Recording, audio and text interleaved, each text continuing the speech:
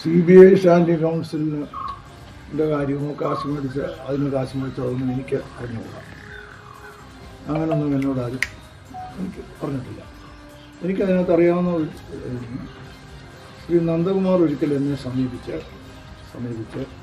ശ്രീ അനിൽ ആൻ്റണി അദ്ദേഹത്തിന് കുറച്ച് പൈസ കൊടുക്കാനുണ്ട്, അത് കിട്ടിയില്ല, അത് ചോദിച്ചിട്ട് തന്നില്ല, അതിനകത്ത് ഞാനൊന്ന് ആ പൈസ തരാനായിട്ട് പറയണം എന്ന് പറഞ്ഞു.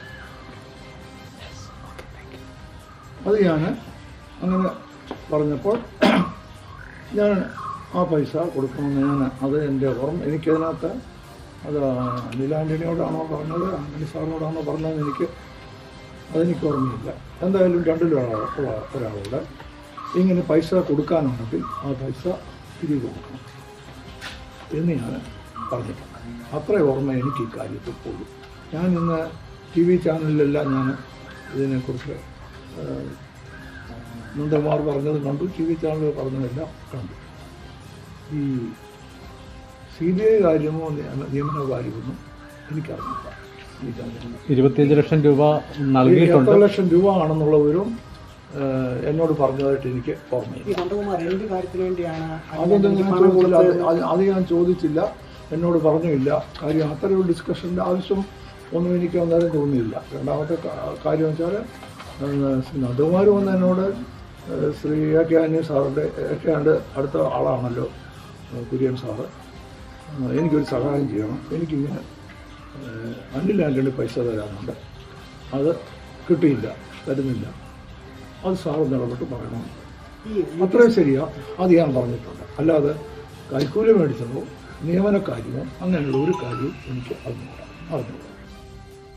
ഇപ്രാവശ്യം ഞാനിവിടെ ജയിക്കാൻ പോവുകയാണെന്ന് വളരെ വ്യക്തമായി മനസ്സിലാക്കിയതോടെ ഇദ്ദേഹത്തിൻ്റെ അനുയായി നന്ദകുമാറുമായിട്ട് ഇന്ന് വെറും നെറുകെട്ട ഒരു രാഷ്ട്രീയം കളിക്കുകയാണ് ഈ BJP. ഇന്നലെ രാവിലെ 84 വയസ്സായ എൻ്റെ പിതാവ്, അദ്ദേഹം സജീവ രാഷ്ട്രീയത്തിൽ നിന്ന് വിരമിച്ച് 52 വർഷം പാർലമെൻ്ററി രാഷ്ട്രീയത്തിൽ നിന്ന് വിരമിച്ച അദ്ദേഹത്തെ കൂട്ടിക്കൊണ്ടുപോയി ഒരു പ്രസ് കോൺഫറൻസ് നടത്തിച്ചു.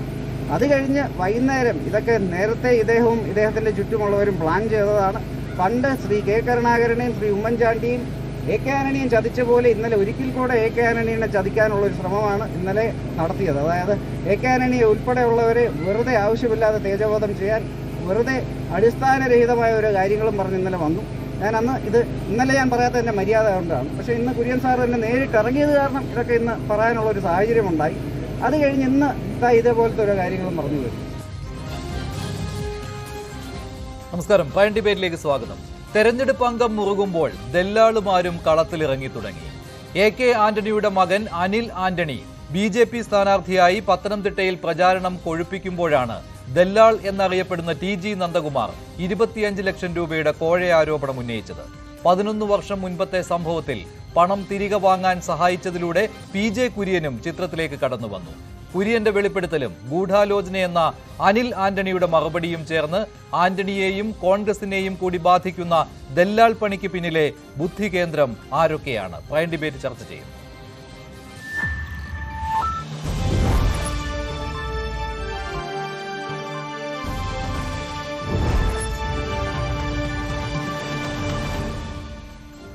പ്രൈം ഡിബേറ്റിൽ വലത് നിരീക്ഷകൻ ശ്രീ ഷാബു പ്രസാദ്, കോൺഗ്രസ് വക്താവ് ശ്രീ വസന്ത് തെങ്ങുംപള്ളി, മാധ്യമപ്രവർത്തകൻ ശ്രീ ആനന്ദ് കൊച്ചുകുടി, CPM സഹയാത്രികൻ ശ്രീ M. ജയചന്ദ്രൻ എന്നിവർ ചേരുന്നു. ഒപ്പം BJP നേതാവ് ശ്രീ PC ജോർജ് ടെലിഫോൺ ലൈനിലും പ്രതികരിക്കും. ആദ്യം ശ്രീ ഷാബു പ്രസാദ്, ഇപ്പോൾ അനിൽ ആന്റണിയുടെ ഈ ബൈറ്റ് കേട്ട് നോക്കുമ്പോൾ അദ്ദേഹത്തിന് ഒരേ സമയം തന്നെ അദ്ദേഹത്തെയും അതുപോലെ തന്നെ അദ്ദേഹത്തിന്റെ പിതാവായ AK ആന്റണിയെയും സംരക്ഷിക്കേണ്ട ബാധ്യത ഉണ്ടായിരിക്കുകയാണ്. ദല്ലാൾ നന്ദകുമാറിന്റെ ഈ വെളിപ്പെടുത്തലിനും PJ കുര്യന്റെ സ്ഥിരീകരണത്തിനും ഇടയിൽ. അപ്പോൾ ആകെ ഒരു വെട്ടിലായ സ്ഥിതിയാണോ അനിൽ ആന്റണിക്കുള്ളത്? ഒരേ സമയം BJPയും കോൺഗ്രസും വെട്ടിലാവുക കൂടി ചെയ്യുന്ന ഒരവസ്ഥ സംഭവിക്കുന്നു ഇപ്പോൾ. മഞ്ജുഷേ, ഇതിൽ നിന്ന് ഇപ്പോൾ വളരെ വ്യക്തമാവുന്നൊരു കാര്യമുണ്ട്.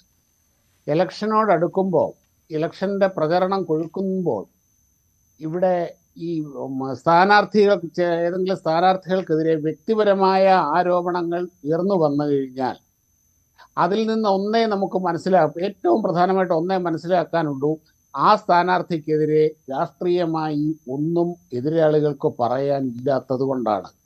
ഇപ്പം അതെ, രാജീവ് ചന്ദ്രശേഖറിനെതിരെ, സുരേഷ് ഗോപിക്കെതിരെ, അതായത് ജയസാധ്യതയുള്ള BJPയുടെ സ്ഥാനാർത്ഥികൾക്കെല്ലാം എതിരെ ഇവർ ഉയർത്തുന്നത് വ്യക്തിപരമായ ആരോപണങ്ങൾ മാത്രമാണ്. അത് ആരുയർത്തുന്നു എന്നാണ് ഈ അനിൽ ആന്റണിയുടെ കാര്യത്തിൽ ആരാണ് ഉയർത്തുന്നത്, ആരാണ് അതിന് പിന്നിൽ? ഇക്കാര്യത്തിൽ ഒരു വ്യക്തത വരുത്താൻ കഴിഞ്ഞിട്ടുണ്ടോ? ഇപ്പോൾ അനിൽ ആന്റണിയുടെ കാര്യം പറയുകയാണെങ്കിൽ രണ്ട് പേരെയാണല്ലോ സംശയിക്കേണ്ടത്. ഒന്ന് UDF-നെയും രണ്ടാമത് LDF-നെയും. ഇതിൽ ആരാണ് അനിൽ ആന്റണിക്കെതിരെ രംഗത്ത് വന്നിരിക്കുന്നത്? ഇക്കാര്യത്തിൽ ഒരു വ്യക്തത കൈവന്നിട്ടുണ്ടോ താങ്കൾക്ക്? അല്ല, ഇതിൻ്റെ അകത്ത് UDF-നെ എനിക്ക് സംശയമൊന്നും തോന്നുന്നില്ല. കാരണം എന്താണെന്ന് വെച്ച് കഴിഞ്ഞാൽ ഈ നന്ദകുമാർ നടത്തിയ പത്രസമ്മേളനം നിങ്ങൾ കണ്ടതല്ലേ? അതായത് ഈ കൈക്കൂലി കൊടുത്തു എന്ന ആരോപണം മാത്രമല്ല അയാൾ പറഞ്ഞിരിക്കുന്നത്.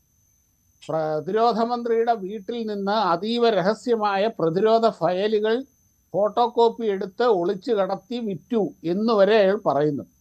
അങ്ങനെ പ്രതിരോധ മന്ത്രിയുടെ വീട്ടിൽ ആർക്കും കയറി കളിക്കാൻ പറ്റുന്ന ഒരു സ്ഥലമാണ്, അല്ലെങ്കിൽ പ്രതിരോധ മന്ത്രി അതിന് അനുവദിച്ചിരുന്നു എന്ന് പറഞ്ഞാൽ ആ ആരോപണം ചെല്ലുന്നത് AK ആന്റണിയിലേക്കും കോൺഗ്രസിലേക്കും കൂടിയാണ്. അത്തരമൊരു വിഡ്ഢിത്തം UDF-ഓ അല്ലെങ്കിൽ കോൺഗ്രസോ ചെയ്യും എന്ന് എനിക്ക് വിശ്വസിക്കാൻ വയ്യ.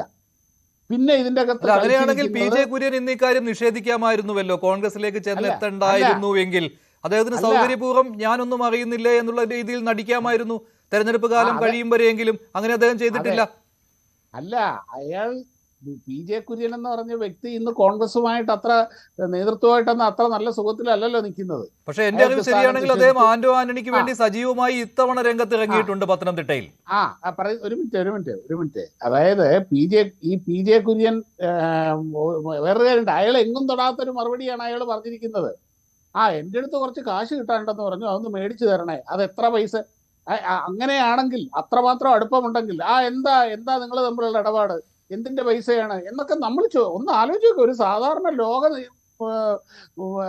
നിലപാട് അങ്ങനെയൊക്കെയല്ലേ കാര്യങ്ങൾ നടക്കുന്നത്. ഇപ്പൊ ഞാൻ മഞ്ജുഷിന് ഒരു 10 ലക്ഷം രൂപ തരാനുണ്ട്. എനിക്ക് വസന്തുമായിട്ട് നല്ല അടുപ്പമുണ്ട്, നിങ്ങളുമായിട്ടും അടുപ്പമുണ്ട്. ഞാൻ വസന്തിനോട് പറയുന്നു, വസന്തേ എനിക്കിതേ അയാൾ മഞ്ജുഷ് കുറച്ച് കാശ് തരാനുണ്ട്, ഒരു 10 ലക്ഷം രൂപ തരാനുണ്ട്, എങ്ങനെയല്ലോ മേടിച്ചതാ. വസന്ത് സ്വാഭാവികമായിട്ട് എടുത്ത് ചോദിക്കില്ലേ, എന്താ ഷാബു നിങ്ങൾ തമ്മിലുള്ള ഇടപാട്, എന്തിന്റെ സംഭവം എന്താ ഇത്? ഞാനതിപ്പം മഞ്ജുഷിനോട് പറയുമ്പം എനിക്കത് പറയണമല്ലോ, ഇങ്ങനെങ്കിലും ഒന്ന് ചോദിക്കില്ലേ? അതൊക്കെ PJ കുര്യൻ അറിഞ്ഞിട്ടുണ്ടാവും. അദ്ദേഹം സൗകര്യപൂർവ്വം അതിപ്പോൾ മറന്നുപോയി എന്ന് പറയുന്നതാണ്. ശരിയാണ്, നമുക്കത് മനസ്സിലാക്കാവുന്നതല്ലേ ഉള്ളൂ. അല്ലല്ല, ഇത് ശക്തമായ തെളിവും കാര്യങ്ങളും എല്ലാം ഉണ്ടെങ്കിൽ PJ കുര്യൻ പറയണ്ടേ, ശരിയാണ് അനിൽ ആന്റണി കൈക്കൂലി മേടിച്ചിരുന്നു, ആ 25 ലക്ഷം രൂപ എൻ്റെ അടുത്ത് നിന്ന് മേടിച്ചു, അത് മേടിച്ചു കൊടുക്കാനാണ് എൻ്റെ അടുത്ത് പറഞ്ഞത് എന്നൊക്കെ പറഞ്ഞു കഴിഞ്ഞു കഴിഞ്ഞാൽ അനിൽ ആന്റണിക്കെതിരെ കിട്ടുന്ന വലിയൊരു ആയുധമല്ലേ കോൺഗ്രസിനത്? അതുപോലും ഉപയോഗിക്കുന്നില്ല, അങ്ങനെ പോലും ചെയ്യുന്നില്ല. അല്ല, അപ്പോൾ താങ്കൾ പറഞ്ഞ മറ്റൊരു കാര്യമുണ്ട് അതിനകത്ത്. അന്ന് പ്രതിരോധ മന്ത്രാലയം AK ആന്റണിയുടെ കയ്യിലായിരുന്നു, അദ്ദേഹമായിരുന്നു പ്രതിരോധ മന്ത്രി. അപ്പോൾ AK ആന്റണിക്കെതിരെയും അത് ആയുധമായി മാറുമെന്ന തിരിച്ചറിവ് PJ കുര്യൻ ഉണ്ടായിരുന്നു അല്ലേ? PJ കുര്യനുണ്ട്. ഇന്ന് അനിൽ ആന്റണി നല്ല വ്യക്തമായിട്ട് പറഞ്ഞിട്ടുണ്ട്. ഈ കോൺഗ്രസിലെ നേതൃത്വത്തിനെ മുഴുവൻ പുറകിൽ നിന്ന് കുത്തിയ ഒരു കൊടും ചതിയനായിരുന്നു ഈ PJ കുര്യൻ എന്നുള്ള കാര്യം. അത് തന്നെയാണ് ഇപ്പോഴും നടക്കുന്നത് എന്നുള്ളത്. ഈ PJ കുര്യൻ LDF-ന്റെ കയ്യിൽ നിന്നും അച്ചാരം വാങ്ങിയാണ് കോൺഗ്രസിനിട്ടും കോൺഗ്രസിന്റെ നേതൃത്വത്തിനിട്ടും ഈ പണി പണിയുന്നത്. ഇത് കോൺഗ്രസിന്റെ അകത്ത് സ്ഥിരമുള്ളതാണെന്നേ. പക്ഷേ മറ്റൊരു കാര്യമുണ്ട്, ഈ പ്രതിരോധ മന്ത്രാലയത്തിനെതിരെയുള്ള ആരോപണം ആ കാലത്ത് BJP ഉന്നയിച്ചിട്ടുള്ളതാണ്. നിങ്ങൾ അഴിമതി ആരോപണം UPA കാലത്ത് ഉന്നയിക്കുമ്പോൾ AK ആന്റണിയെയും നിങ്ങൾ വെറുതെ വിട്ടില്ല. സംയുക്തമായ കൈകളുള്ള AK ആന്റണിയെയും അന്ന് BJP വെറുതെ വിട്ടിട്ടില്ല. അക്കാര്യം കൂടി നമ്മൾ ഓർക്കേണ്ടതുണ്ട്. അപ്പോൾ നിങ്ങൾക്കിത് അല്ലല്ല, അപ്പോൾ നിങ്ങളെയും തിരിഞ്ഞു കുത്തും. കാരണം നിങ്ങൾ ഉന്നയിച്ചിരിക്കുന്ന ഒരു ആരോപണമാണ് ഡിഫൻസ് മന്ത്രാലയത്തിനെതിരെ. അപ്പോൾ അന്ന് അനിൽ ആന്റണിയാണ് പണം വാങ്ങിയത് എന്ന് പറയുമ്പോൾ ആ അനിൽ ആന്റണി ഇപ്പോൾ BJP പക്ഷത്താണ്, BJP സ്ഥാനാർത്ഥിയാണ്. AK ആന്റണിക്കെതിരെ വ്യക്തിപരമായി BJP ഒരിക്കലും അഴിമതി ആരോപണം ഉന്നയിച്ചിട്ടില്ല. എന്നാൽ AK ആന്റണിയുടെ കെടുകാര്യസ്ഥതയെ പറ്റിയും ഒന്നിനും കൊള്ളാത്ത അവസ്ഥയെ പറ്റിയും കാര്യങ്ങളൊക്കെ പറഞ്ഞിട്ടുണ്ട്. അടുത്ത കാലത്ത് AK ആന്റണി തന്നെ പറഞ്ഞിട്ടുണ്ടല്ലോ, ചൈനയുടെ ബോർഡറുകളിൽ വികസനം വേണ്ട എന്ന് സർക്കാരിന്റെ നയമായിരുന്നു. അന്നത്തെ ആ കാലഘട്ടത്തിന് ഡിഫൻസ് എക്സ്പെർട്സ് പറയുന്നത് ഡാർക്കസ്റ്റ് പീരീഡ് എന്നാണ്. തൻ്റെ ഇമേജിന്റെ തടവറയിൽ കിടന്നുകൊണ്ട് തൻ്റെ ഇമേജ് തകരുമോ എന്നുള്ള ഭയത്തിൽ ഒരു ഡീലും സമ്മതിക്കാത്ത ഒരു ഡിഫൻസ് മിനിസ്റ്റർ ആയിരുന്നു. ഇതൊക്കെ BJP ഉന്നയിച്ചിട്ടുള്ള ആരോപണങ്ങളാണ്. ആ ആരോപണങ്ങൾ സത്യവുമാണ്. അതാണ്, അല്ലാതെ AK ആന്റണി വ്യക്തിപരമായി പണം വാങ്ങിയിട്ടുണ്ട് എന്ന് BJP ഇന്ന് വരെ ഒരിടത്തും പറഞ്ഞതായിട്ട് എനിക്കറിവില്ല. പക്ഷെ ഇവിടെ പറഞ്ഞത് AK ആന്റണിക്ക് വേണ്ടി AK ആന്റണിയെ സ്വാധീനിക്കുന്നതിന് വേണ്ടി മകന് പൈസ കൊടുത്തു എന്നുള്ളതാണ്. അപ്പോൾ അതിനെ പിന്താങ്ങുന്നുണ്ടോ? ഇല്ലില്ല, ഞാനതിനെ ഒരു തരത്തിലും സപ്പോർട്ട് ചെയ്യുന്നില്ല. വേറൊരു കാര്യം കൂടെ ഇതിൻ്റെ അകത്തൂടെ പുറത്തു വരുന്ന വേറൊരു കാര്യം കൂടെ ഉണ്ട് മഞ്ജുഷേ. അതായത് ഈ UPA ഭരണകാലത്ത്, കോൺഗ്രസിന്റെ ഭരണകാലത്ത് ഈ അധികാര കേന്ദ്രങ്ങളിൽ, അധികാരത്തിന്റെ ഇടനാഴികളിൽ ഈ നന്ദകുമാറിനെ പോലെയുള്ള വൃത്തികെട്ട പുഴുക്കൾ, കീടങ്ങളെ പോലെയുള്ള ഈ ഉപജാപക സംഘത്തിന്റെ സ്വാധീനം എത്രത്തോളം ഉണ്ടായിരുന്നു എന്നുള്ളതിന്റെ ഏറ്റവും വലിയ തെളിവ് കൂടിയാണിത്. ആ സ്വാധീനവും ആ കളികളും എല്ലാം നിന്നതാണ് ഇവരുടെയൊക്കെ പ്രശ്നം, ഒരു പ്രധാന പ്രശ്നം.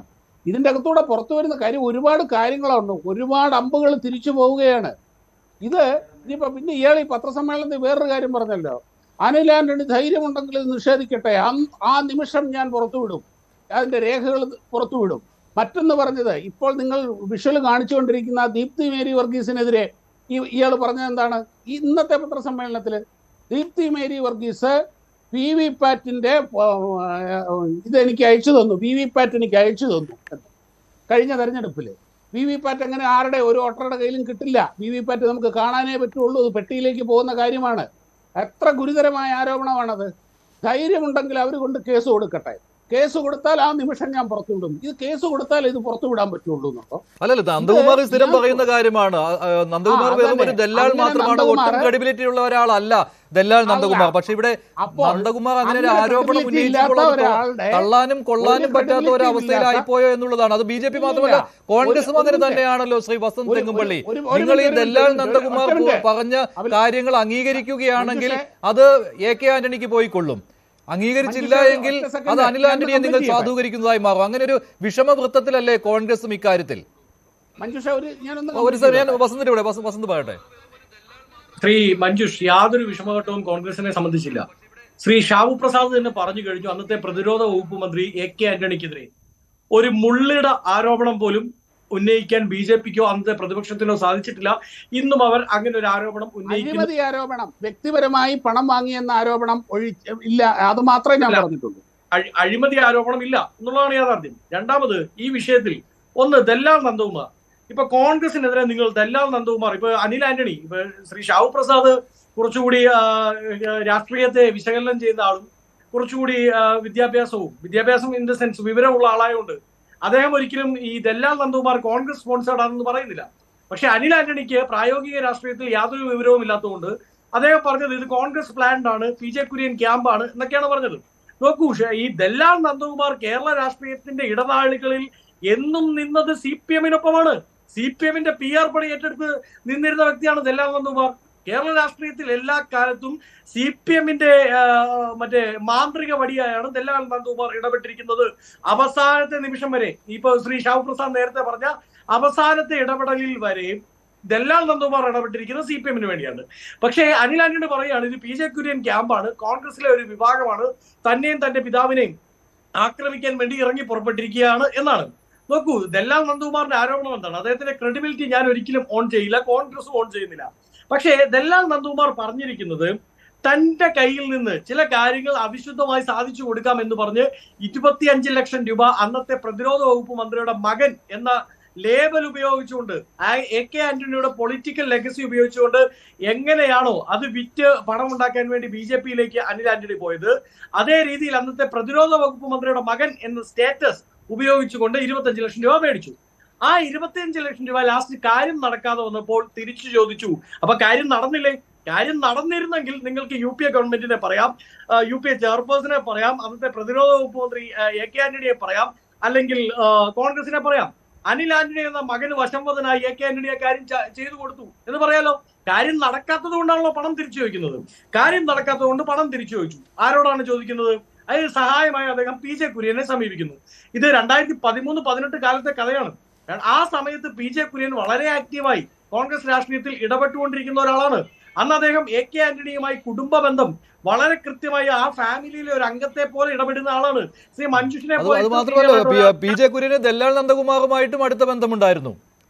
നിങ്ങൾ പറഞ്ഞു അധികാരത്തിന്റെ ഇടനാഴിയിൽ CPM മാത്രമേ ദല്ലാൽ നന്ദകുമാറിന്റെ കൂട്ടുകാരായിട്ടുള്ളൂ എന്ന്. ദല്ലാൽ നന്ദകുമാറിന് അധികാരത്തിന്റെ ഇടനാഴിയിൽ എല്ലാവരും കൂട്ടുകാരായിരുന്നു. എല്ലാവരും ദല്ലാൽ നന്ദകുമാറിനെ ആവശ്യത്തിന് വേണ്ടി ഉപയോഗിച്ചിട്ടുണ്ട്. അതിനുള്ള പ്രതിഫലവും കൈപ്പറ്റിയിട്ടുണ്ട് ദല്ലാൽ നന്ദകുമാർ. നന്ദകുമാർ തന്നെ പറയുന്ന കാര്യമാണിത്.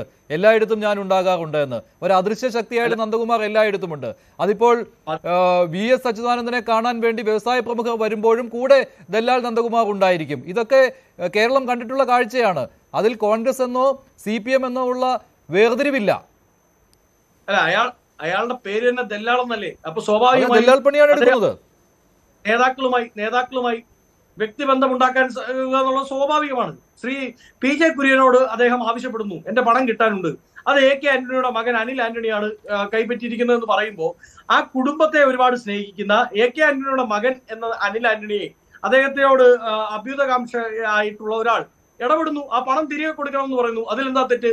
ആ പണം തിരികെ കൊടുക്കുകയും ചെയ്തു കഴിഞ്ഞു. പക്ഷേ അനിൽ ആന്റണി വളരെ കൃത്യമായി പ്രതിരോധ വകുപ്പ് മന്ത്രിയുടെ മകനാണ് ഞാൻ എന്ന് പറഞ്ഞുകൊണ്ട് ആ സ്റ്റാറ്റസ് കോ ഉപയോഗിച്ചുകൊണ്ട് തന്നെ കൊണ്ട് ചില കാര്യങ്ങൾ ചെയ്യാൻ സാധിക്കുമെന്ന് മറ്റുള്ളവരെ അങ്ങനെയാണെങ്കിൽ ആ കാലഘട്ടത്തിൽ എന്തെല്ലാം കാര്യങ്ങൾ നടന്നിട്ടുണ്ടാകണം ശ്രീ വസന്ത് തെങ്ങുംപള്ളി? പ്രതിരോധ മന്ത്രാലയത്തിന്റെ പേരുപയോഗിച്ചുകൊണ്ട് എന്തെല്ലാം നടന്നിട്ടുണ്ടാവും AK ആന്റണിയുടെ പേരുപയോഗിച്ചുകൊണ്ട്? അത് നല്ലൊരു കാര്യമല്ല. അതിൽ അന്വേഷണം പോലും വേണ്ടി വരുന്നതാണ് ശ്രീ വസന്ത് തെങ്ങുംപള്ളി. ശ്രീ ആനന്ദ് കൊച്ചുകുടി, എന്താണ് താങ്കളുടെ ഒരു നിരീക്ഷണം? ഇവിടെ ഈ വെറുതെ അങ്ങോട്ട് ഈ വന്ന് ദല്ലാൽ നന്ദകുമാർ ഇങ്ങനെ ഒരു ആരോപണം ഉന്നയിച്ച് പോകുന്നതാണോ, അതോ ദല്ലാളിന് പിന്നിൽ കൃത്യമായി കരുക്കൾ നീക്കുന്ന ആളുകളുണ്ടോ?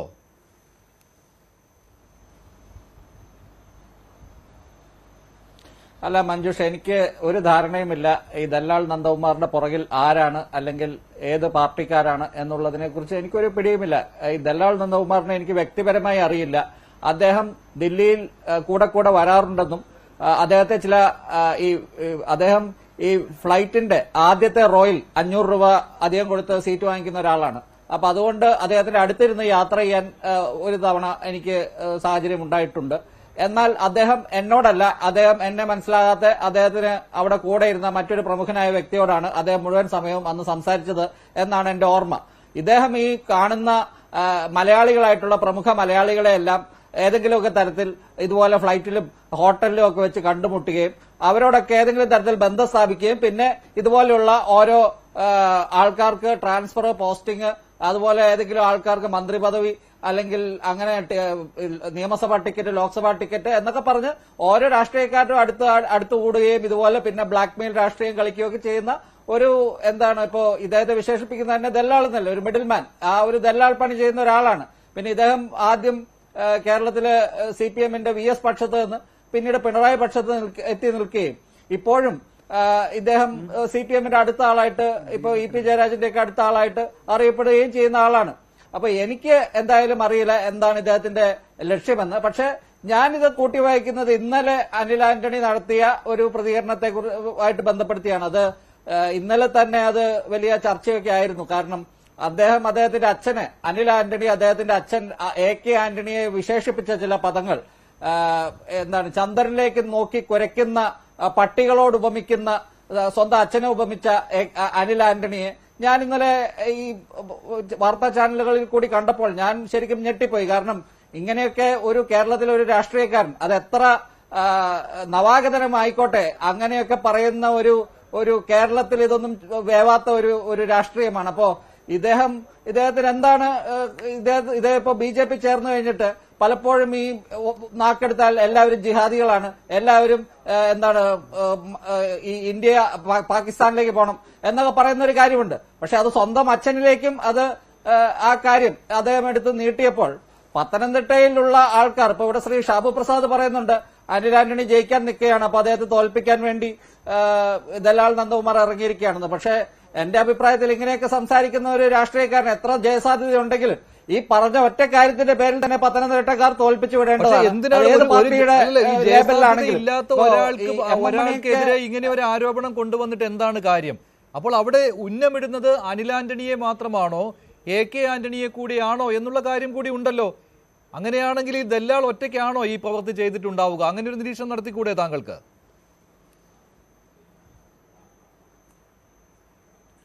അല്ല, എനിക്ക് ഉറപ്പില്ലാത്തത് കൊണ്ടാണ് ഇപ്പോ ഈ അനിൽ ആന്റണിയെ കുറിച്ച്, അതിലേക്ക് ഞാൻ വരാം. ഇപ്പോ തോമസ് ഐസക് ആണോ ഇതിന്റെ പുറകിലെന്ന് നമുക്ക് ന്യായമായും സംശയിക്കാം. പക്ഷെ എനിക്ക് അതിനെക്കുറിച്ച് കൃത്യമായ ഒരു ധാരണയോ അല്ലെങ്കിൽ അതിനെക്കുറിച്ച് എനിക്ക് CPMന്റെ നേതാക്കളുമായിട്ട് സംസാരിച്ചതിൽ നിന്ന് എനിക്കൊന്നും മനസ്സിലായിട്ടില്ല. കാരണം തോമസ് ഐസക് വ്യക്തിപരമായി ഓപ്പറേറ്റ് ചെയ്യുകയോ അല്ലെങ്കിൽ അദ്ദേഹം നടത്തുന്ന ഒരു ഓപ്പറേഷനാണോ അല്ലെങ്കിൽ CPM തന്നെ നടത്തുന്ന ഓപ്പറേഷനാണോ എന്ന് എനിക്കറിയില്ല. പക്ഷേ ഈ അനിൽ ആന്റണിയെ കുറിച്ച് ചില കാര്യങ്ങൾ ദല്ലാൽ നന്ദകുമാർ പറഞ്ഞ കാര്യങ്ങളൊന്നും സ്ഥിരീകരിക്കാത്തപ്പോൾ തന്നെ അദ്ദേഹം ദില്ലിയിൽ AK ആന്റണി പ്രതിരോധ മന്ത്രിയായിരുന്നപ്പോൾ ചില ഹോട്ടലുകളിൽ ചില പാർട്ടികൾ, ഈ ഡിന്നർ പാർട്ടികളൊക്കെ അദ്ദേഹം കൊടുത്തിരുന്നതായിട്ടും ഒക്കെ എനിക്കറിയാം. പക്ഷെ ഇത് ഈ ദല്ലാൽ നന്ദകുമാർ പറഞ്ഞതുപോലെ ഈ കാശ് വാങ്ങിക്കുകയോ അല്ലെങ്കിൽ ഫോട്ടോസ്റ്റാറ്റ് എടുത്ത് രേഖകൾ കൊടുക്കുകയോ ഒക്കെ ചെയ്യുമോ എനിക്കറിയില്ല. പക്ഷെ അനിൽ ആന്റണിയെ കുറിച്ച് ചില കഥകളൊക്കെ ഇങ്ങനെ അധികാരത്തിന്റെ ഉപശാലകളിലൊക്കെ പലരും പറഞ്ഞു കേട്ടിരുന്നു. പക്ഷെ അത് ഈ പറയുന്നത് പോലെ കാര്യമാണോ ഈ അധികാര ഇടനാഴിയിൽ PJ കുര്യനുമായിട്ടും ബന്ധം പുലർത്തുന്നതായിട്ടുള്ള വാർത്തകളും ഉണ്ടായിരുന്നല്ലോ മുമ്പ്, ഇല്ലേ? കുര്യൻ നിഷേധിച്ചിട്ടില്ല. ഇപ്പൊ ദല്ലാൽ നന്ദകുമാറിനെ അറിയുമെന്ന് തന്നെയാണ് അദ്ദേഹം പറഞ്ഞത്. മാത്രമല്ല ദല്ലാൽ നന്ദകുമാർ ഇങ്ങനെ കാശ് വാങ്ങി കൊടുക്കണമെന്ന് പറഞ്ഞ് തന്റെ അടുത്ത് വരികയും താൻ അതിൽ ഇടപെട്ടു എന്നും PJ കുര്യൻ സമ്മതിക്കുന്നുമുണ്ട്.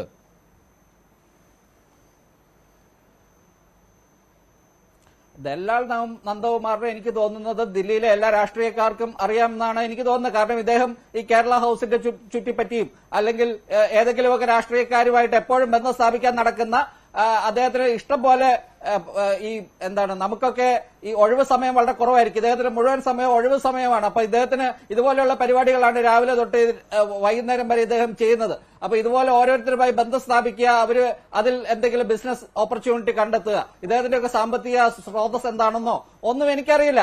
അപ്പൊ ഇദ്ദേഹത്തിന് ഇങ്ങനെയൊക്കെയുള്ള കാര്യങ്ങൾ നടത്താൻ, അത് PJ കുര്യൻ മാത്രമല്ല, ഇദ്ദേഹത്തിന് എനിക്ക് തോന്നുന്നു കേരളത്തിലെ എല്ലാ രാഷ്ട്രീയക്കാരും, ദില്ലിയിൽ ഓഫീസുള്ള അല്ലെങ്കിൽ ദില്ലിയിൽ പ്രവർത്തിച്ചിട്ടുള്ള എല്ലാ കേരളത്തിൽ നിന്നുള്ള രാഷ്ട്രീയക്കാരുമായിട്ട് ഏതെങ്കിലുമൊക്കെ തരത്തിൽ ബന്ധമുണ്ടാകാം, ബന്ധം സ്ഥാപിക്കാൻ പറ്റിയിട്ടുള്ള ചിലരൊക്കെ ഇദ്ദേഹത്തെ അടുപ്പിക്കാൻ സാധ്യതയില്ല. അങ്ങനെ അല്ലാത്തവരെയെല്ലാം ഇദ്ദേഹം ബന്ധം സ്ഥാപിച്ചിട്ടുണ്ടാകും എന്ന് തന്നെയാണ് ഞാൻ കരുതുന്നത്. പിന്നെ ഇതില് ഇപ്പോൾ CPM-ന്റെ എന്തെങ്കിലും കളിയുണ്ടോ എന്ന് ചോദിച്ചാൽ ഇതിൽ ന്യായമായും സംശയിക്കാവുന്നത് CPM-ന്റെ കറുത്ത കരങ്ങളാണ്. പക്ഷെ എനിക്കതിനെക്കുറിച്ച് കൃത്യമായിട്ട് ഒരു വിവരവുമില്ല.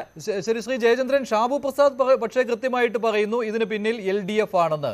അതിനെ സാധൂകരിക്കുന്ന കാര്യം ദല്ലാൽ നന്ദകുമാർ ഏറ്റവും കൂടുതൽ ബന്ധം പുലർത്തി വന്നത് CPM-ന്റെ നേതാക്കളുമായിട്ടാണ്. അതിൽ VS-ഉം ഉണ്ടായിരുന്നു, മുഖ്യമന്ത്രി പിണറായി വിജയനും ഉണ്ടായിരുന്നു. VS-ന്റെ അടുപ്പക്കാരൻ എന്ന രീതിയിലാണല്ലോ ദല്ലാൽ നന്ദകുമാർ ഏറെ കുറെ കാലം അറിയപ്പെട്ടിരുന്നത്. പക്ഷേ വാസ്തവം എന്ന് പറയുന്നത് അവസാനം VS ഈ ദല്ലാൽ നന്ദകുമാറിനെ ഓഫീസിൽ നിന്ന് പുറത്താക്കി എന്നുള്ള കാര്യമാണ്. അതും നമ്മളെല്ലാവരും കേട്ട ഒരു കാര്യമാണ്. മാത്രമല്ല ഈ വിഴിഞ്ഞം പോർട്ടുമായുള്ള ചർച്ചയ്ക്ക് അദാനി വന്ന സമയത്ത് കൂടെ ഈ ദല്ലാൽ നന്ദകുമാർ കയറി വന്നിരുന്നു. പക്ഷേ VS-ന്റെ മുറിയിലേക്ക് ദല്ലാൽ നന്ദകുമാറിനെ കയറ്റിയിരുന്നില്ല, വെളിയിലിരിക്കുകയായിരുന്നു. പക്ഷേ പിന്നീട് ഈ വിഷ്വൽസും ഫോട്ടോയും ഒക്കെ വന്ന സമയത്ത് ദല്ലാൽ നന്ദകുമാറും ആ കൂട്ടത്തിലുണ്ടായിരുന്നു. ഇങ്ങനെ ഈ അധികാരത്തിന്റെ അകത്തളത്തിൽ ഞാൻ എപ്പോഴും ഉണ്ട് എന്ന പ്രതീതി ഉണ്ടാക്കിക്കൊണ്ടിരിക്കുന്ന ഒരാളാണ് ദല്ലാൽ നന്ദകുമാർ. പക്ഷേ ഇവിടെ കരങ്ങൾ നീളുന്നത് LDF-ന്റെ നേരെയാണ്. അത് ഷാബുവാണ് ഇവിടെ പ്രധാനമായിട്ടും ഉന്നയിച്ചത്. ഉറപ്പില്ലാത്തത് കൊണ്ട് ശ്രീ ആനന്ദ് കൊച്ചുകൂടി അത് സ്ഥിരീകരിച്ച് പറയാൻ തയ്യാറായില്ല.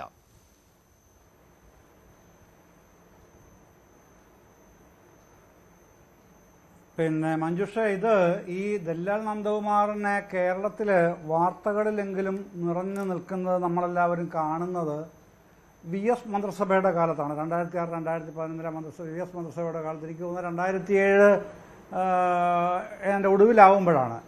അന്ന് കേന്ദ്രം ഭരിക്കുന്നത് UP ആണ്, അറിയുമല്ലോ. അപ്പോൾ അവിടുന്ന് ഒരു മിഷനുമായിട്ടാണ് നന്ദകുമാർ അന്ന് കേരളത്തിൽ VS മന്ത്രിസഭയിൽ പലരുമായിട്ടും ബന്ധപ്പെടാൻ ശ്രമിക്കുന്നത്.